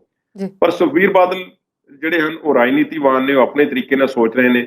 ਜਦੋਂ ਕਿਸਾਨ ਅੰਦੋਲਨ ਇੰਨਾ ਜ਼ੋਰ ਦਾ ਭਖਿਆ ਹੋਇਆ ਤੇ ਕਿਸਾਨ ਸੜਕਾਂ ਤੇ ਰੋਲਣ ਲਈ ਮਜਬੂਰ ਹੋਣ, ਉਹ ਅਜੇ ਵੀ ਪਾਰਟੀ ਦੀਆਂ ਜਿਹੜਾ 100 ਦਿਨ ਦੀਆਂ ਰੈਲੀਆਂ ਜਿਹੜੀਆਂ ਕਰਨੀਆਂ ਸੀ ਉਹਨੂੰ ਤਾਂ ਮੁਲਤਵੀ 1 ਹਫ਼ਤੇ ਲਈ ਕੀਤਾ ਹੈ, ਜੀ ਪਰ ਅਜੇ ਵੀ ਉਹ ਇਸ ਚੱਕਰ ਦੇ ਵਿੱਚ ਲੱਗੇ ਹੋਏ ਨੇ ਕਿ ਨਵੇਂ ਕੈਂਡੀਡੇਟ ਆ ਸੀਟ ਬਹੁਜਨ ਸਮਾਜ ਪਾਰਟੀ ਨਾਲ ਬਦਲੀ ਕਰ ਲਈਏ, ਆ ਉਹਨਾਂ ਨੂੰ ਦੇ ਦਈਏ, ਉਹਨਾਂ ਕੋਲ ਲੈ ਲਈਏ। ਜੀ ਇਸ ਤਰ੍ਹਾਂ ਦੇ ਜੋੜ ਤੋੜ ਦੇ ਵਿੱਚ ਸੁਖਬੀਰ ਬਾਦਲ ਲੱਗੇ ਹੋਏ ਨੇ। ਜੀ ਪਰ ਇੱਕ ਮੈਂ ਦੱਸ ਦੇਵਾਂ ਕਿ SGPC ਸ਼੍ਰੋਮਣੀ ਗੁਰਦੁਆਰਾ ਪ੍ਰਬੰਧਕ ਕਮੇਟੀ ਸ੍ਰੀ ਅੰਮ੍ਰਿਤਸਰ ਸਾਹਿਬ, ਉਹਨਾਂ ਵੱਲੋਂ ਲੰਗਰ ਜਿਹੜਾ ਹੈ ਕਰਨਾਲ ਦੇ ਵਿੱਚ ਪੱਕਾ ਲੰਗਰ ਲਾ ਦਿੱਤਾ ਗਿਆ। ਜਿਵੇਂ ਦਿੱਲੀ ਸਿੱਖ ਗੁਰਦੁਆਰਾ ਮੈਨੇਜਮੈਂਟ ਕਮੇਟੀ ਦਾ ਸਿੰਘੂ ਮੋਰਚੇ ਦੀ ਸਟੇਜ ਦੇ ਲਾਗੇ ਲੰਗਰ ਜਿਹੜਾ ਹੈ ਉਹ ਵਰਤਾਇਆ ਜਾ ਰਿਹਾ ਪਹਿਲੇ ਦਿਨ। ਜੀ ਇਸੇ ਤਰ੍ਹਾਂ ਕਰਨਾਲ ਦੇ ਵਿੱਚ ਵੀ ਜਿਹੜਾ ਹੈ ਸ਼੍ਰੋਮਣੀ ਕਮੇਟੀ ਵੱਲੋਂ ਲੰਗਰ ਲਾ ਦਿੱਤਾ ਗਿਆ। ਜੀ ਪਰ ਨਾਲ ਦੀ ਨਾਲ ਮੈਂ ਇੱਕ ਮੁੱਦੇ ਤੇ ਥੋੜੀ ਜਿਹੀ ਗੱਲਬਾਤ ਆਪ ਜੀ ਦਾ ਧਿਆਨ ਲਿਆਉਣਾ ਚਾਹਾਂਗਾ ਜੀ ਕਿ ਜ਼ਰੂਰ ਕਿਸਾਨ ਜਥੇਬੰਦੀਆਂ ਨੇ ਹੁਣ ਪੰਜਾਬ ਵਿਚਲੇ ਹਾਲਾਤ ਨਾ ਵਿਗੜਨ, ਪੰਜਾਬ ਵਿੱਚ ਆਪਸੀ ਭਾਈਚਾਰਾ ਨਾ ਖਰਾਬ ਹੋਵੇ, ਜੀ ਟਕਰਾਅ ਦੀ ਸਥਿਤੀ ਨਾ ਪੈਦਾ ਹੋਵੇ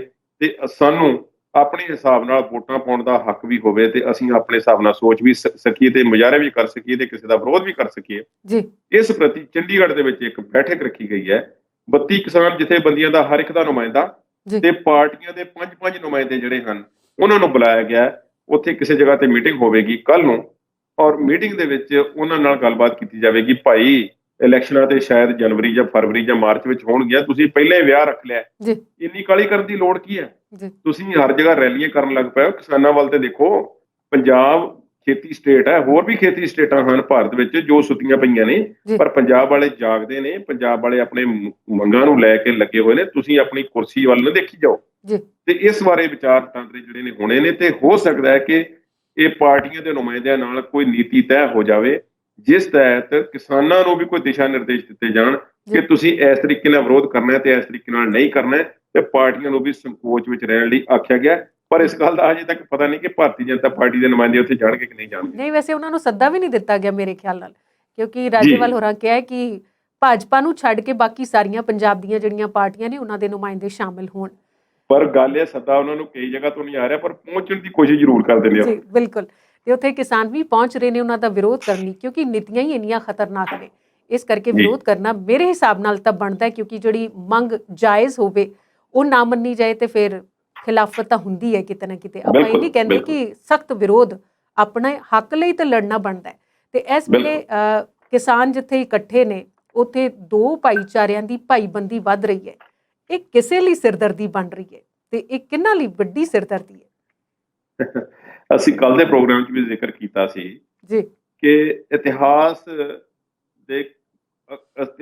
ਦੇ ਪੰਨਿਆਂ ਦੇ ਵਿੱਚ ਕੁਝ ਚੀਜ਼ਾਂ ਤੇ ਆਮ ਅੱਖਰਾਂ ਦੇ ਵਿੱਚ ਲਿਖੀਆਂ ਜਾਂਦੀਆਂ ਨੇ, ਕੁਝ ਸੁਨਹਿਰੇ ਅੱਖਰਾਂ 'ਚ ਲਿਖੀਆਂ ਜਾਂਦੀਆਂ ਨੇ, ਤੇ ਕੁਝ ਉਹ ਕਾਲੇ ਅੱਖਰਾਂ ਦੇ ਵਿੱਚ ਲਿਖੇ ਜਾਂਦੇ ਨੇ ਜਿਨ੍ਹਾਂ ਨੂੰ ਕੋਈ ਯਾਦ ਨਹੀਂ ਕਰਨਾ ਚਾਹੁੰਦਾ। ਮੁਜ਼ੱਫਰਨਗਰ ਦੰਗਿਆਂ ਦੀ ਮੈਂ ਗੱਲ ਕਰ ਰਿਹਾ ਕਿ 2013 ਦੇ ਵਿੱਚ ਉੱਥੇ ਹਿੰਦੂ ਮੁਸਲਿਮ ਦੰਗੇ ਹੋਏ, ਰਾਈਟਸ ਹੋਏ, ਜਾਨਾਂ ਗਈਆਂ, ਔਰ ਦੰਗੇ ਭਾਰਤ ਵਿੱਚ ਹੁੰਦੇ ਰਹਿੰਦੇ ਨੇ। ਤੁਹਾਨੂੰ ਪਤਾ ਹੈ ਬਦਕਿਸਮਤੀ ਹੈ ਸਾਡੀ ਵੀ, ਅੱਜ ਵੀ ਅਸੀਂ ਇਸ ਮਾਮਲੇ ਤੱਕ ਉਤੇਜਿਤ ਲੋਕ ਹਾਂ ਕਿ ਅਸੀਂ ਬਿਨਾਂ ਸੋਚੇ ਸਮਝੇ ਇੱਕ ਦੂਸਰੇ ਦੀ ਜਾਨ ਲੈਣ ਨੂੰ ਬਹੁਤ ਛੇਤੀ ਭੱਜ ਪੈਂਦੇ ਹਾਂ। ਤੇ ਸਾਨੂੰ ਉਕਸਾ ਕੇ ਰਾਜਨੀਤਿਕ ਪਾਰਟੀਆਂ ਤੇ ਵੱਖ-ਵੱਖ ਫਿਰਕੇ ਦੇ ਆਗੂਆਂ ਨੇ ਸਾਨੂੰ ਬਹੁਤ ਵਾਰੀ ਆਪਸ ਵਿੱਚ ਲੜਾਇਆ ਪੜਾਇਆ, ਤੇ ਸਾਨੂੰ ਸਮਝ ਜਿਹੜੀ ਆ ਬਾਅਦ ਵਿੱਚ ਆਉਂਦੀ ਹੈ। 2013 ਦੇ ਵਿੱਚ ਮੁਜ਼ੱਫਰਨਗਰ ਦੇ ਵਿੱਚ ਦੰਗੇ ਹੁੰਦੇ ਨੇ ਜਿਸ ਵਿੱਚ ਵਿਰੋਧੀ ਧਿਰਾਂ ਜਿਹੜੀਆਂ ਨੇ, ਮੁੱਖ ਵਿਰੋਧੀ ਧਿਰਾਂ, ਉਹ ਮੁਸਲਮਾਨ ਭਾਈਚਾਰਾ ਤੇ ਜਾਟ ਭਾਈਚਾਰਾ ਜਿਹੜਾ ਕਿ ਹਿੰਦੂ ਕਮਿਊਨਿਟੀ ਦੇ ਨਾਲ ਸੰਬੰਧਿਤ ਹੈ। ਉਸ ਤੋਂ ਪਹਿਲਾਂ ਇਹਨਾਂ ਦੇ ਸੰਬੰਧ ਬੜੇ ਚੰਗੇ ਨੇ, ਪਰ ਬਾਅਦ ਵਿੱਚ ਹਾਲਾਤ ਵਿਗੜ ਜਾਂਦੇ ਨੇ। ਇਹ ਇੱਕ ਦੂਸਰੇ ਨੂੰ ਵੇਖਣਾ ਪਸੰਦ ਨਹੀਂ ਕਰਦੇ। ਸਰਕਾਰਾਂ ਇਸ ਦਾ ਖੂਬ ਫਾਇਦਾ ਉਠਾਉਂਦੀਆਂ ਨੇ। ਇੱਕ ਪਾਰਟੀ ਜਿਹੜੀ ਹੈ ਇੱਕ ਧਿਰ ਨੂੰ ਕਾਬੂ ਕਰਕੇ ਦੂਸਰੇ ਨੂੰ ਕਹਿੰਦੀ ਹੈ ਕਿ ਠੀਕ ਹੈ, ਗਿਣਤੀ ਮਿਣਤੀ ਦਾ ਹਿਸਾਬ ਲਾ ਕੇ ਕਿ ਭਾਈ ਇਹਨਾਂ ਦੀਆਂ ਵੋਟਾਂ ਵੱਧ ਨੇ, ਇਹਨਾਂ ਨੂੰ ਜੱਫੀ ਪਾ ਲਓ, ਦੂਸਰਿਆਂ ਨੂੰ ਛੱਡੋ ਪਰਾਂ। ਉਸ ਗਿਣਤੀ ਮਿਣਤੀ ਦੇ ਹਿਸਾਬ ਨਾਲ ਕੈਂਡੀਡੇਟ ਖੜੇ ਕੀਤੇ ਜਾਂਦੇ ਨੇ, ਜਿੱਤ ਵੀ ਜਾਂਦੇ ਨੇ, ਕਈ ਵਾਰੀ ਹਾਰ ਵੀ ਜਾਂਦੇ ਨੇ, ਕਈ ਵਾਰੀ ਥੋੜੇ ਫਰਕ ਨਾਲ ਕੋਈ ਅੰਤਰ ਰਹਿ ਜਾਂਦਾ। ਇਸੇ ਤਰ੍ਹਾਂ ਦੀ ਕਹਾਣੀ ਹੈ ਕਿ ਭਾਰਤੀ ਜਨਤਾ ਪਾਰਟੀ ਦੇ ਮੁਜ਼ੱਫਰਨਗਰ ਤੋਂ ਜਿਹੜੇ ਸੰਜੀਵ ਬਾਲਿਆਨ ਹਨ, ਉਹ 5000 ਦੇ ਫਰਕ ਨਾਲ ਕਹਿੰਦੇ ਨੇ ਕਿ ਆਖਰੀ ਲੋਕ ਸਭਾ ਜਿੱਤੇ ਹੋਏ ਨੇ। ਯੂਪੀ ਜਿੱਥੇ ਇੰਨੀ ਵੱਡੀ ਆਬਾਦੀ ਹੋਵੇ, ਆਬਾਦੀ ਦੇ ਚਲਦਿਆਂ 5000 ਦਾ ਜਿਹੜਾ ਫਰਕ ਹੈ ਉਹ ਬਹੁਤਾ ਜ਼ਿਆਦਾ ਨਹੀਂ। ਹੁਣ 5000 ਦੇ ਫਰਕ ਨੂੰ ਜੇ ਬੀਜੇਪੀ ਆਪਣੀ ਕੈਲਕੂਲੇਸ਼ਨ ਨਾਲ ਦੇਖਦੀ ਹੈ ਤੇ ਇੱਕ ਭਾਈਚਾਰੇ ਨੂੰ ਸਮਝਦੀ ਕਿ ਇਸ ਭਾਈਚਾਰੇ ਨੇ ਸਾਨੂੰ ਵੋਟ ਦੇ ਦਿੱਤੀ ਸੀ ਤੇ ਇਸ ਨੇ ਨਹੀਂ ਦਿੱਤੀ ਸੀ, ਤੇ ਉਸ ਹਿਸਾਬ ਨਾਲ ਤਾਂ ਠੀਕ ਹੈ। ਪਰ ਜਦੋਂ ਭਾਈਚਾਰੇ ਦੋਨੇ ਇੱਕ ਹੁੰਦੇ ਨਜ਼ਰ ਹੋਣ, ਵੇਖੇ ਜਾ ਸਕਣ, ਤੇ ਫਿਰ ਤੇ ਕੁਝ ਕਹਿਣਾ ਬਣਦਾ ਹੈ ਨਾ, ਫਿਰ ਸੋਚਣਾ ਬਣਦਾ ਹੈ। ਯੂਪੀ ਦੇ ਵਿੱਚ ਖਾਸ ਤੌਰ ਤੇ ਜਿਸ ਹਿੱਸੇ ਦੇ ਵਿੱਚ ਜਿਸ ਹਿੱਸੇ ਦੇ ਵਿੱਚ ਇਸ ਤਰ੍ਹਾਂ ਜਿਹੜਾ ਹੈ ਕਿਸਾਨੀ ਅੰਦੋਲਨ ਦਾ ਪ੍ਰਭਾਵ ਵੇਖਣ ਨੂੰ ਮਿਲਿਆ ਤੇ ਰਕੇਸ਼ ਟਕੈਤ ਦੁਆਰਾ ਕੀਤੀ ਗਈ ਪਹਿਲ ਕਦਮੀ ਨਾਲ ਜਾਟ ਤੇ ਮੁਸਲਮਾਨ ਭਾਈਚਾਰੇ ਦੇ ਵਿੱਚ ਇੱਕ ਸੁਰਤਾ ਵਧੀ ਹੈ ਜੀ ਉੱਥੇ ਭਾਰਤੀ ਜਨਤਾ ਪਾਰਟੀ ਨੂੰ ਮੁੱਦੇ ਚਮਕਾਉਣ ਦੀ ਫਿਕਰ ਪਈ ਹੋਈ ਹੈ ਕਿ ਅਗਲੀਆਂ ਚੋਣਾਂ ਦੇ ਵਿੱਚ ਅਸੀਂ ਮੁੱਦੇ ਕਿਹੜੇ ਰੱਖਣੇ ਜੀ ਤੇ ਔਰ ਇਸੇ ਤਰ੍ਹਾਂ ਜੀ ਮੈਂ ਇਸ ਨੂੰ ਸਮੇਟਣ ਦਾ ਯਤਨ ਕਰਦਾ, ਤੁਸੀਂ ਕੁਝ ਕਹਿਣ ਲੱਗੇ ਸੀ। ਜੀ ਬਸ ਤੁਸੀਂ ਸਮੇਟੋ ਤੇ ਫਿਰ ਅਸੀਂ ਤੁਹਾਨੂੰ ਅਗਲਾ ਸਵਾਲ ਪੁੱਛਦੇ ਹਾਂ ਵੀ ਭਾਜਪਾ ਨਾਲ ਜੁੜਿਆ ਹੋਇਆ। ਜੀ ਕੇਸ਼ਵ ਮੌਰੀਆ ਜਿਹੜੇ ਨੇ ਉਹ ਇੱਕ ਉਪ ਮੁੱਖ ਮੰਤਰੀ, ਉਹਨਾਂ ਨੇ ਇਸ ਮੁਜ਼ੱਫਰਨਗਰ ਦੀ ਮਹਾਂ ਪੰਚਾਇਤ ਨੂੰ ਕਿਹਾ ਸੀ ਕਿ ਇਹ ਸ਼ਾਹੀਨ ਬਾਗ ਵਰਗਾ ਤੇ ਸੀਏਏ ਦੇ ਅੰਦੋਲਨਾਂ ਵਰਗਾ ਅੰਦੋਲਨ ਹੈ ਜਿਸ ਨੂੰ ਵਿਰੋਧੀ ਤਾਕਤਾਂ ਦੀ ਕਾਂਗਰਸ ਦੀ, ਸਮਾਜਵਾਦੀ ਪਾਰਟੀ ਤੇ ਬਹੁਜਨ ਸਮਾਜ ਪਾਰਟੀ ਦੀ ਹਮਾਇਤ ਪ੍ਰਾਪਤ ਹੈ, ਇਹ ਕਿਸਾਨਾਂ ਦਾ ਇਕੱਠ ਨਹੀਂ। ਸੋ ਇਸ ਤਰ੍ਹਾਂ ਦੀ ਗੱਲ ਹੈ। ਹੁਣ ਯੂਪੀ ਦੇ ਵਿੱਚ ਕਿਸ ਤਰ੍ਹਾਂ ਦੇ ਸਮੀਕਰਨ ਬਣਦੇ ਨੇ, ਦਲਿਤ ਭਾਈਚਾਰਾ ਹੈ, ਬ੍ਰਾਹਮਣ ਭਾਈਚਾਰਾ ਹੈ, ਜਾਟ ਭਾਈਚਾਰਾ ਹੈ, ਮੁਸਲਿਮ ਸਮਾਜ ਹੈ, ਗੁੱਜਰ ਭਾਈਚਾਰਾ, ਇਹ ਸਾਰਿਆਂ ਨੂੰ ਕਿਵੇਂ ਇੱਕ ਲੜੀ ਦੇ ਵਿੱਚ ਪਰੋ ਕੇ ਰੱਖਣਾ ਹੈ, ਇਹ ਤੇ ਕਿਸਾਨਾਂ ਨੇ ਕਰਕੇ ਦਿਖਾਉਣ ਦੀ ਕੋਸ਼ਿਸ਼ ਕੀਤੀ ਹੈ ਕਿ ਇਹ ਆਪਣੀ ਸੋਚ ਸਮਝ ਨਾਲ ਵੋਟ ਪਾਉਣ, ਨਾ ਕਿ ਜਾਤੀ ਦੇ ਆਧਾਰ ਤੇ ਵੋਟਿੰਗ ਹੋਵੇ। ਤੇ ਭਾਰਤੀ ਜਨਤਾ ਪਾਰਟੀ ਨੂੰ ਲੱਗਦਾ ਹੈ ਕਿ ਇਹ ਨੀਤੀ ਰਾਸ ਨਹੀਂ ਆ ਰਹੀ। ਇੱਕ ਭਾਰਤੀ ਜਨਤਾ ਪਾਰਟੀ ਦੇ ਆਗੂ ਨੇ ਇੱਕ ਮੀਡੀਆ ਆਊਟਲੈਟ ਨਾਲ ਗੱਲਬਾਤ ਇਸ ਸ਼ਰਤ ਤੇ ਕੀਤੀ ਕਿ ਮੇਰਾ ਨਾਮ ਨਹੀਂ ਦੱਸਣਾ, ਪਰ ਉਹਨਾਂ ਨੇ ਕਿਹਾ ਕਿ ਸਾਡਾ ਜਦੋਂ ਪਹਿਲਾਂ ਵੀ ਸਾਨੂੰ ਇੱਥੇ ਇੱਕ ਵਾਰੀ ਸਮੱਸਿਆ ਆ ਰਹੀ ਸੀ, ਪਰ ਜਦੋਂ ਫਿਰ ਸਰਜੀਕਲ ਸਟ੍ਰਾਈਕ ਹੋਈ ਤੇ ਬਾਲਾਕੋਟ ਵਾਲਾ ਹਮਲਾ ਪਾਕਿਸਤਾਨ ਤੇ ਹੋਇਆ ਤੇ ਉਦੋਂ ਬਹੁਤ ਬੱਲੇ ਬੱਲੇ ਹੋ ਗਏ, ਫਿਰ ਸਾਨੂੰ ਕੋਈ ਮੁੱਦਾ ਜਿਹੜਾ ਸੀ ਹੋਰ ਲੱਭਣ ਦੀ ਲੋੜ ਨਹੀਂ ਪਈ, ਲੋਕਾਂ ਨੇ ਆਪਣੇ ਆਪ ਸਾਨੂੰ ਵੋਟਾਂ ਪਾ ਦਿੱਤੀਆਂ। ਸੋ ਇਹ ਜਾਟ ਭਾਈਚਾਰੇ ਦਾ ਤੇ ਮੁਸਲਿਮ ਭਾਈਚਾਰੇ ਦੀ ਜਿਹੜੀ ਆਪਸੀ ਸਾਂਝ ਹੈ, ਇਹ ਭਾਰਤੀ ਜਨਤਾ ਪਾਰਟੀ ਲਈ ਸਿਰਦਰਦੀ ਬਣਦੀ ਨਜ਼ਰ ਆ ਰਹੀ ਹੈ ਤੇ ਭਾਰਤੀ ਜਨਤਾ ਪਾਰਟੀ ਨੂੰ ਸੋਚਣ ਲਈ ਮਜਬੂਰ ਹੋਣਾ ਪੈ ਰਿਹਾ ਹੈ ਕਿ ਦੋਵਾਂ ਨੂੰ ਜੇ ਇਕੱਠੇ ਹੋ ਵੀ ਜਾਂਦੇ ਨੇ ਜਾਂ ਹੋ ਗਏ ਨੇ ਤੇ ਫਿਰ ਇਹਨਾਂ ਦੀਆਂ ਵੋਟਾਂ ਕਿਵੇਂ ਹਾਸਲ ਕਰਨੀਆਂ। ਜੀ ਤੇ ਕੁਲਦੀਪ ਜੀ, ਅਗਲੇ ਮੁੱਦੇ ਤੇ ਤੁਹਾਡੇ ਵਿਚਾਰ ਜਾਣਾਂਗੇ, ਪਰ ਇਸ ਬ੍ਰੇਕ ਤੋਂ ਬਾਅਦ।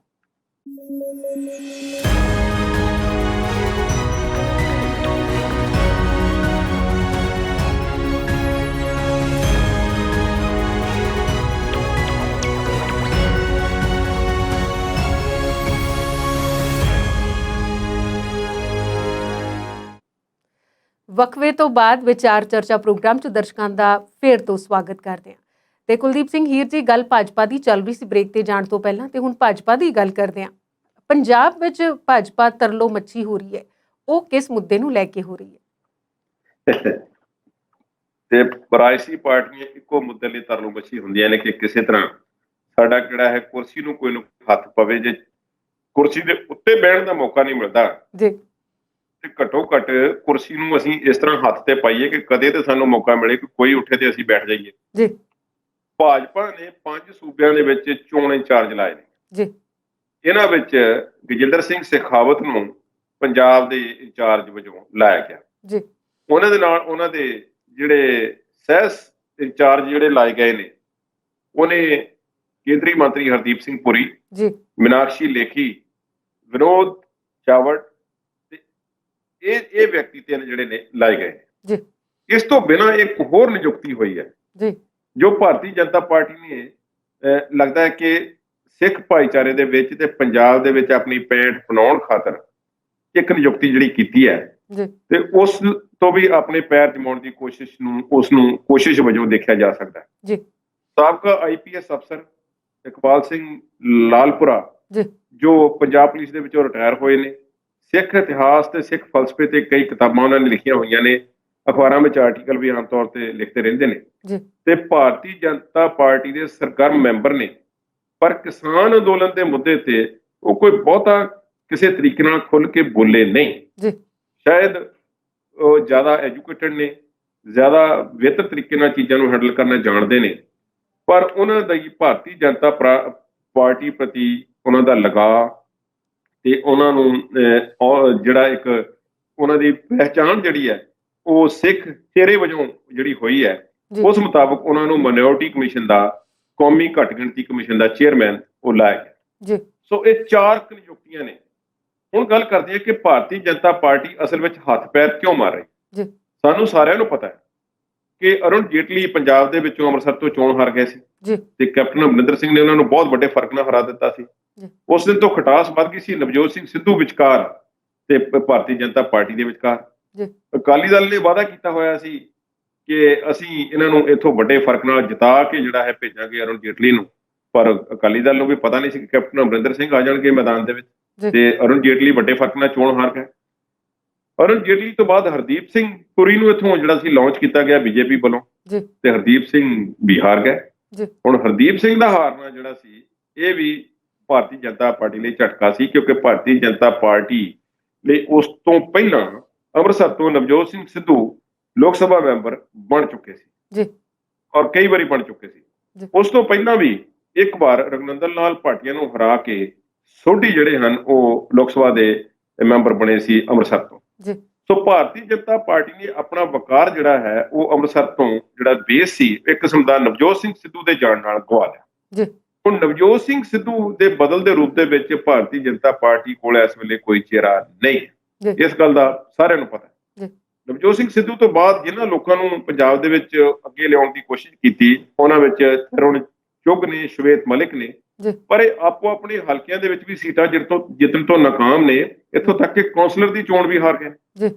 ਭਾਰਤੀ ਜਨਤਾ ਪਾਰਟੀ ਦੇ ਆਪਣੇ ਕਈ ਆਗੂ ਅਨਿਲ ਜੋਸ਼ੀ ਤੇ ਬੀਬੀ ਸੁਖਜੀਤ ਕੌਰ ਸਾਹੀ ਇਹ ਪਿਛਲੇ ਦਿਨਾਂ ਵਿੱਚ ਤੇ ਸੁਖਪਾਲ ਸਿੰਘ ਨੰਨੂ ਜਿਹੜੇ ਨੇ ਪਾਰਟੀ ਛੱਡ ਕੇ ਜਾ ਚੁੱਕੇ ਨੇ। ਜੀ ਭਾਰਤੀ ਜਨਤਾ ਪਾਰਟੀ ਨੂੰ ਕੁਝ ਖਾਸ ਚਿਹਰੇ ਲੱਭਣ ਦੀ ਬਹੁਤ ਵੱਡੀ ਮੁਸ਼ਕਲ ਪੰਜਾਬ 'ਚ ਹੋ ਰਹੀ ਹੈ। ਜੀ ਤੇ ਉਹਨਾਂ ਨਾਲ ਜਿਹੜਾ ਪਾਰਟੀ ਦਾ ਇਸ ਵੇਲੇ ਡਟ ਕੇ ਇੰਨਾ ਵੱਡੇ ਪੱਧਰ ਤੇ ਵਿਰੋਧ ਹੋ ਰਿਹਾ, ਜੀ। ਇਸ ਦਾ ਜਵਾਬ ਭਾਰਤੀ ਜਨਤਾ ਪਾਰਟੀ ਦੇ ਕੋਲ ਨਹੀਂ ਹੈ। ਤੇ ਤਰਲੋ ਮੱਛੀ ਇਸ ਗੱਲ ਲਈ ਹੋ ਰਹੀ ਹੈ ਜੀ। ਕਿ ਕਿਤੇ ਨਾ ਕਿਤੇ ਸਾਡਾ ਕੋਈ ਹੱਥ ਪੈ ਜਾਵੇ ਤੇ ਇਦਾਂ ਦਾ ਚਿਹਰਾ ਜਿਹੜਾ ਸਾਨੂੰ ਪੰਜਾਬ 'ਚ ਮਿਲ ਜਾਵੇ। ਇਸੇ ਲਹਿਰ ਦੇ ਵਿੱਚ ਕੁਝ ਦਿਨ ਪਹਿਲਾਂ ਇੱਕ ਬੁੱਧੀਜੀਵੀਆਂ ਦਾ ਗਰੁੱਪ ਜਿਹੜਾ ਸੀ ਭਾਰਤੀ ਜਨਤਾ ਪਾਰਟੀ ਦੇ ਵਿੱਚ ਸ਼ਾਮਲ ਹੋਇਆ ਸੀ। ਜੀ ਉਹਨਾਂ ਦੀ ਵੀ ਸਮਾਜਿਕ ਪੱਧਰ ਤੇ ਕਾਫੀ ਉਹਨਾਂ ਦੀ ਵਿਰੋਧਤਾ ਹੋਈ ਸੀ। ਇਸ ਸਭ ਨੂੰ ਦੇਖਦੇ ਹੋਏ ਭਾਰਤੀ ਜਨਤਾ ਪਾਰਟੀ ਜਿਹੜਾ ਹੈ ਨਵੇਂ ਕੋਈ ਚਿਹਰੇ ਲਿਆਉਣ ਦੇ ਯਤਨ ਕਰ ਰਹੀ ਹੈ। ਚਿਹਰੇ ਤੇ ਭਾਵੇਂ ਜਿੰਨੇ ਮਰਜ਼ੀ ਨਵੇਂ ਹੋ ਜਾਣ, ਪਰ ਜੇ ਕੰਮ ਨਵੇਂ ਨਹੀਂ ਨਾ ਹੋਣਗੇ ਤੇ ਫਿਰ ਮੈਨੂੰ ਲੱਗਦਾ ਹੈ ਕਿ ਜਿੱਤ ਅਸੰਭਵ ਲੱਗਦੀ ਹੈ। ਤੇ ਭਾਜਪਾ ਨੂੰ ਸ਼ਾਇਦ ਇਹ ਕੰਧ ਤੇ ਲਿਖਿਆ ਪੜ੍ਹ ਲੈਣਾ ਚਾਹੀਦਾ ਹੈ ਕਿ ਜੇ ਵੋਟਾਂ ਚਾਹੀਦੀਆਂ ਨੇ ਤੇ ਉਹਦੇ ਲਈ ਕੰਮ ਵੀ ਕਰਨਾ ਪਏਗਾ ਤੇ ਨੀਅਤ ਵੀ ਬਿਲਕੁਲ ਸਾਫ਼ ਰੱਖਣੀ ਪਏਗੀ। ਤੇ ਕੁਲਦੀਪ ਜੀ, ਗੱਲ ਹੁਣ ਅਫਗਾਨਿਸਤਾਨ ਦੀ ਕਰਦੇ ਹਾਂ ਜਿੱਥੇ ਤਾਲਿਬਾਨ ਦਾ ਕਬਜ਼ਾ ਹੋ ਚੁੱਕਿਆ ਹੈ। ਤਾਲਿਬਾਨ ਨੇ ਸਰਕਾਰ ਦਾ ਗਠਨ ਵੀ ਕਰ ਲਿਆ ਤੇ ਉਸ ਬਣੀ ਸਰਕਾਰ ਨੂੰ ਕਿਹਦੀ ਹਮਾਇਤ ਮਿਲ ਰਹੀ ਹੈ ਇਸ ਵੇਲੇ? ਉਸ ਹਮਾਇਤ ਦੇ ਵਿੱਚ ਸਭ ਤੋਂ ਉੱਪਰਲੇ ਸਿਖਰਲਾ ਨਾਮ ਜਿਹੜਾ ਹੈ ਜਿਸ ਦੇਸ਼ ਦਾ ਹੋਣਾ ਚਾਹੀਦਾ ਉਹ ਉਸੇ ਦਾ ਹੀ ਹੈ। ਜੀ ਉਹਦਾ ਹੁਣ ਨਾਮ ਵੀ ਨਹੀਂ ਲੈਣਾ ਸੀ ਜੀ, ਕਿਉਂਕਿ ਉਹ ਬੜਾ ਦੂਸਰੇ ਪਾਕ ਨੰਬਰ- ਸਾਫ਼ ਹੈ ਨਾ, ਇਸ ਕਰਕੇ ਨਾਮ ਨਹੀਂ ਜੀ। ਲੈਣਾ। ਬਿਲਕੁਲ ਜੀ ਜੀ। ਦੂਸਰੇ ਨੰਬਰ ਤੇ ਜਿਹੜਾ ਮੁਲਕ ਜਿਹਨੂੰ ਹੋਣਾ ਚਾਹੀਦਾ ਦੂਸਰੇ ਤੇ ਵੀ ਉਹ ਹੀ, ਜੀ ਉਹ ਹੈ ਚੀਨ। ਜੀ ਚੀਨ ਨੇ ਇੱਥੋਂ ਤੱਕ ਕਿ $31 ਮਿਲੀਅਨ ਦੀ ਉਹਨਾਂ ਨੂੰ ਇਮਦਾਦ ਕਰਨ ਦਾ ਵੀ ਫੈਸਲਾ ਜਿਹੜਾ ਉਹ ਲਿਆ। ਜੀ ਇਹ ਇੱਕ ਉਹ ਇਮਦਾਦ ਹੈ ਜਿਹੜੀ ਦੁਨੀਆ ਦੇ ਸਾਹਮਣੇ, ਸਾਰਿਆਂ ਦੇ ਸਾਹਮਣੇ ਸਪਸ਼ਟ ਤੌਰ ਤੇ ਦਿੱਤੀ ਜਾਵੇਗੀ ਜੀ ਹਾਰਡ ਕੈਸ਼ ਦੇ ਰੂਪ ਦੇ ਵਿੱਚ। ਇਸ ਤੋਂ ਇਲਾਵਾ ਕਿਸ ਤਰ੍ਹਾਂ ਦੀ ਇਮਦਾਦ ਹੋਵੇਗੀ, ਹਥਿਆਰਾਂ ਦੀ, ਹੋਰ ਸਪਲਾਈ ਦੀ, ਉਥੇ ਇਨਫਰਾਸਟ੍ਰਕਚਰ ਬਣਾਉਣ ਦੀ, ਚੀਨ ਕੀ ਕਰੇਗਾ, ਜੀ ਇਸ ਗੱਲ ਦੀਆਂ ਨੀਤੀਆਂ ਦਾ ਕਿਸੇ ਨੂੰ ਪਤਾ ਨਹੀਂ। ਜੀ ਪਰ ਚੀਨ ਅਫਗਾਨਿਸਤਾਨ ਨੂੰ ਲੈ ਕੇ ਕਿੰਨਾ ਉਤੇਜਿਤ ਹੈ, ਇਸ ਗੱਲ ਦਾ ਅੰਦਾਜ਼ਾ ਤੁਸੀਂ, ਮੈਂ ਅਗਲੇ ਇੱਕ ਦੋ ਗੱਲਾਂ ਆਪ ਜੀ ਨਾਲ ਰੱਖਣੀਆਂ, ਤੁਸੀਂ ਉੱਥੋਂ ਅੰਦਾਜ਼ਾ ਲਾ ਸਕਦੇ ਹੋ। ਜੀ ਇੱਕ ਅੰਤਰਰਾਸ਼ਟਰੀ ਸੰਸਥਾ ਹੈ ਬ੍ਰਿਕਸ, ਜਿਸ ਵਿੱਚ ਬ੍ਰਾਜ਼ੀਲ, ਬ੍ਰਿਕਸ BRICS ਬ੍ਰਿਕਸ ਉਸ ਦਾ ਬਣਦਾ ਹੈ। ਜੀ Brazil, Russia, India, China and south Africa, ਜੀ ਇਹ ਮੁਲਕ ਨੇ ਉਸ ਦੇ ਵਿੱਚ।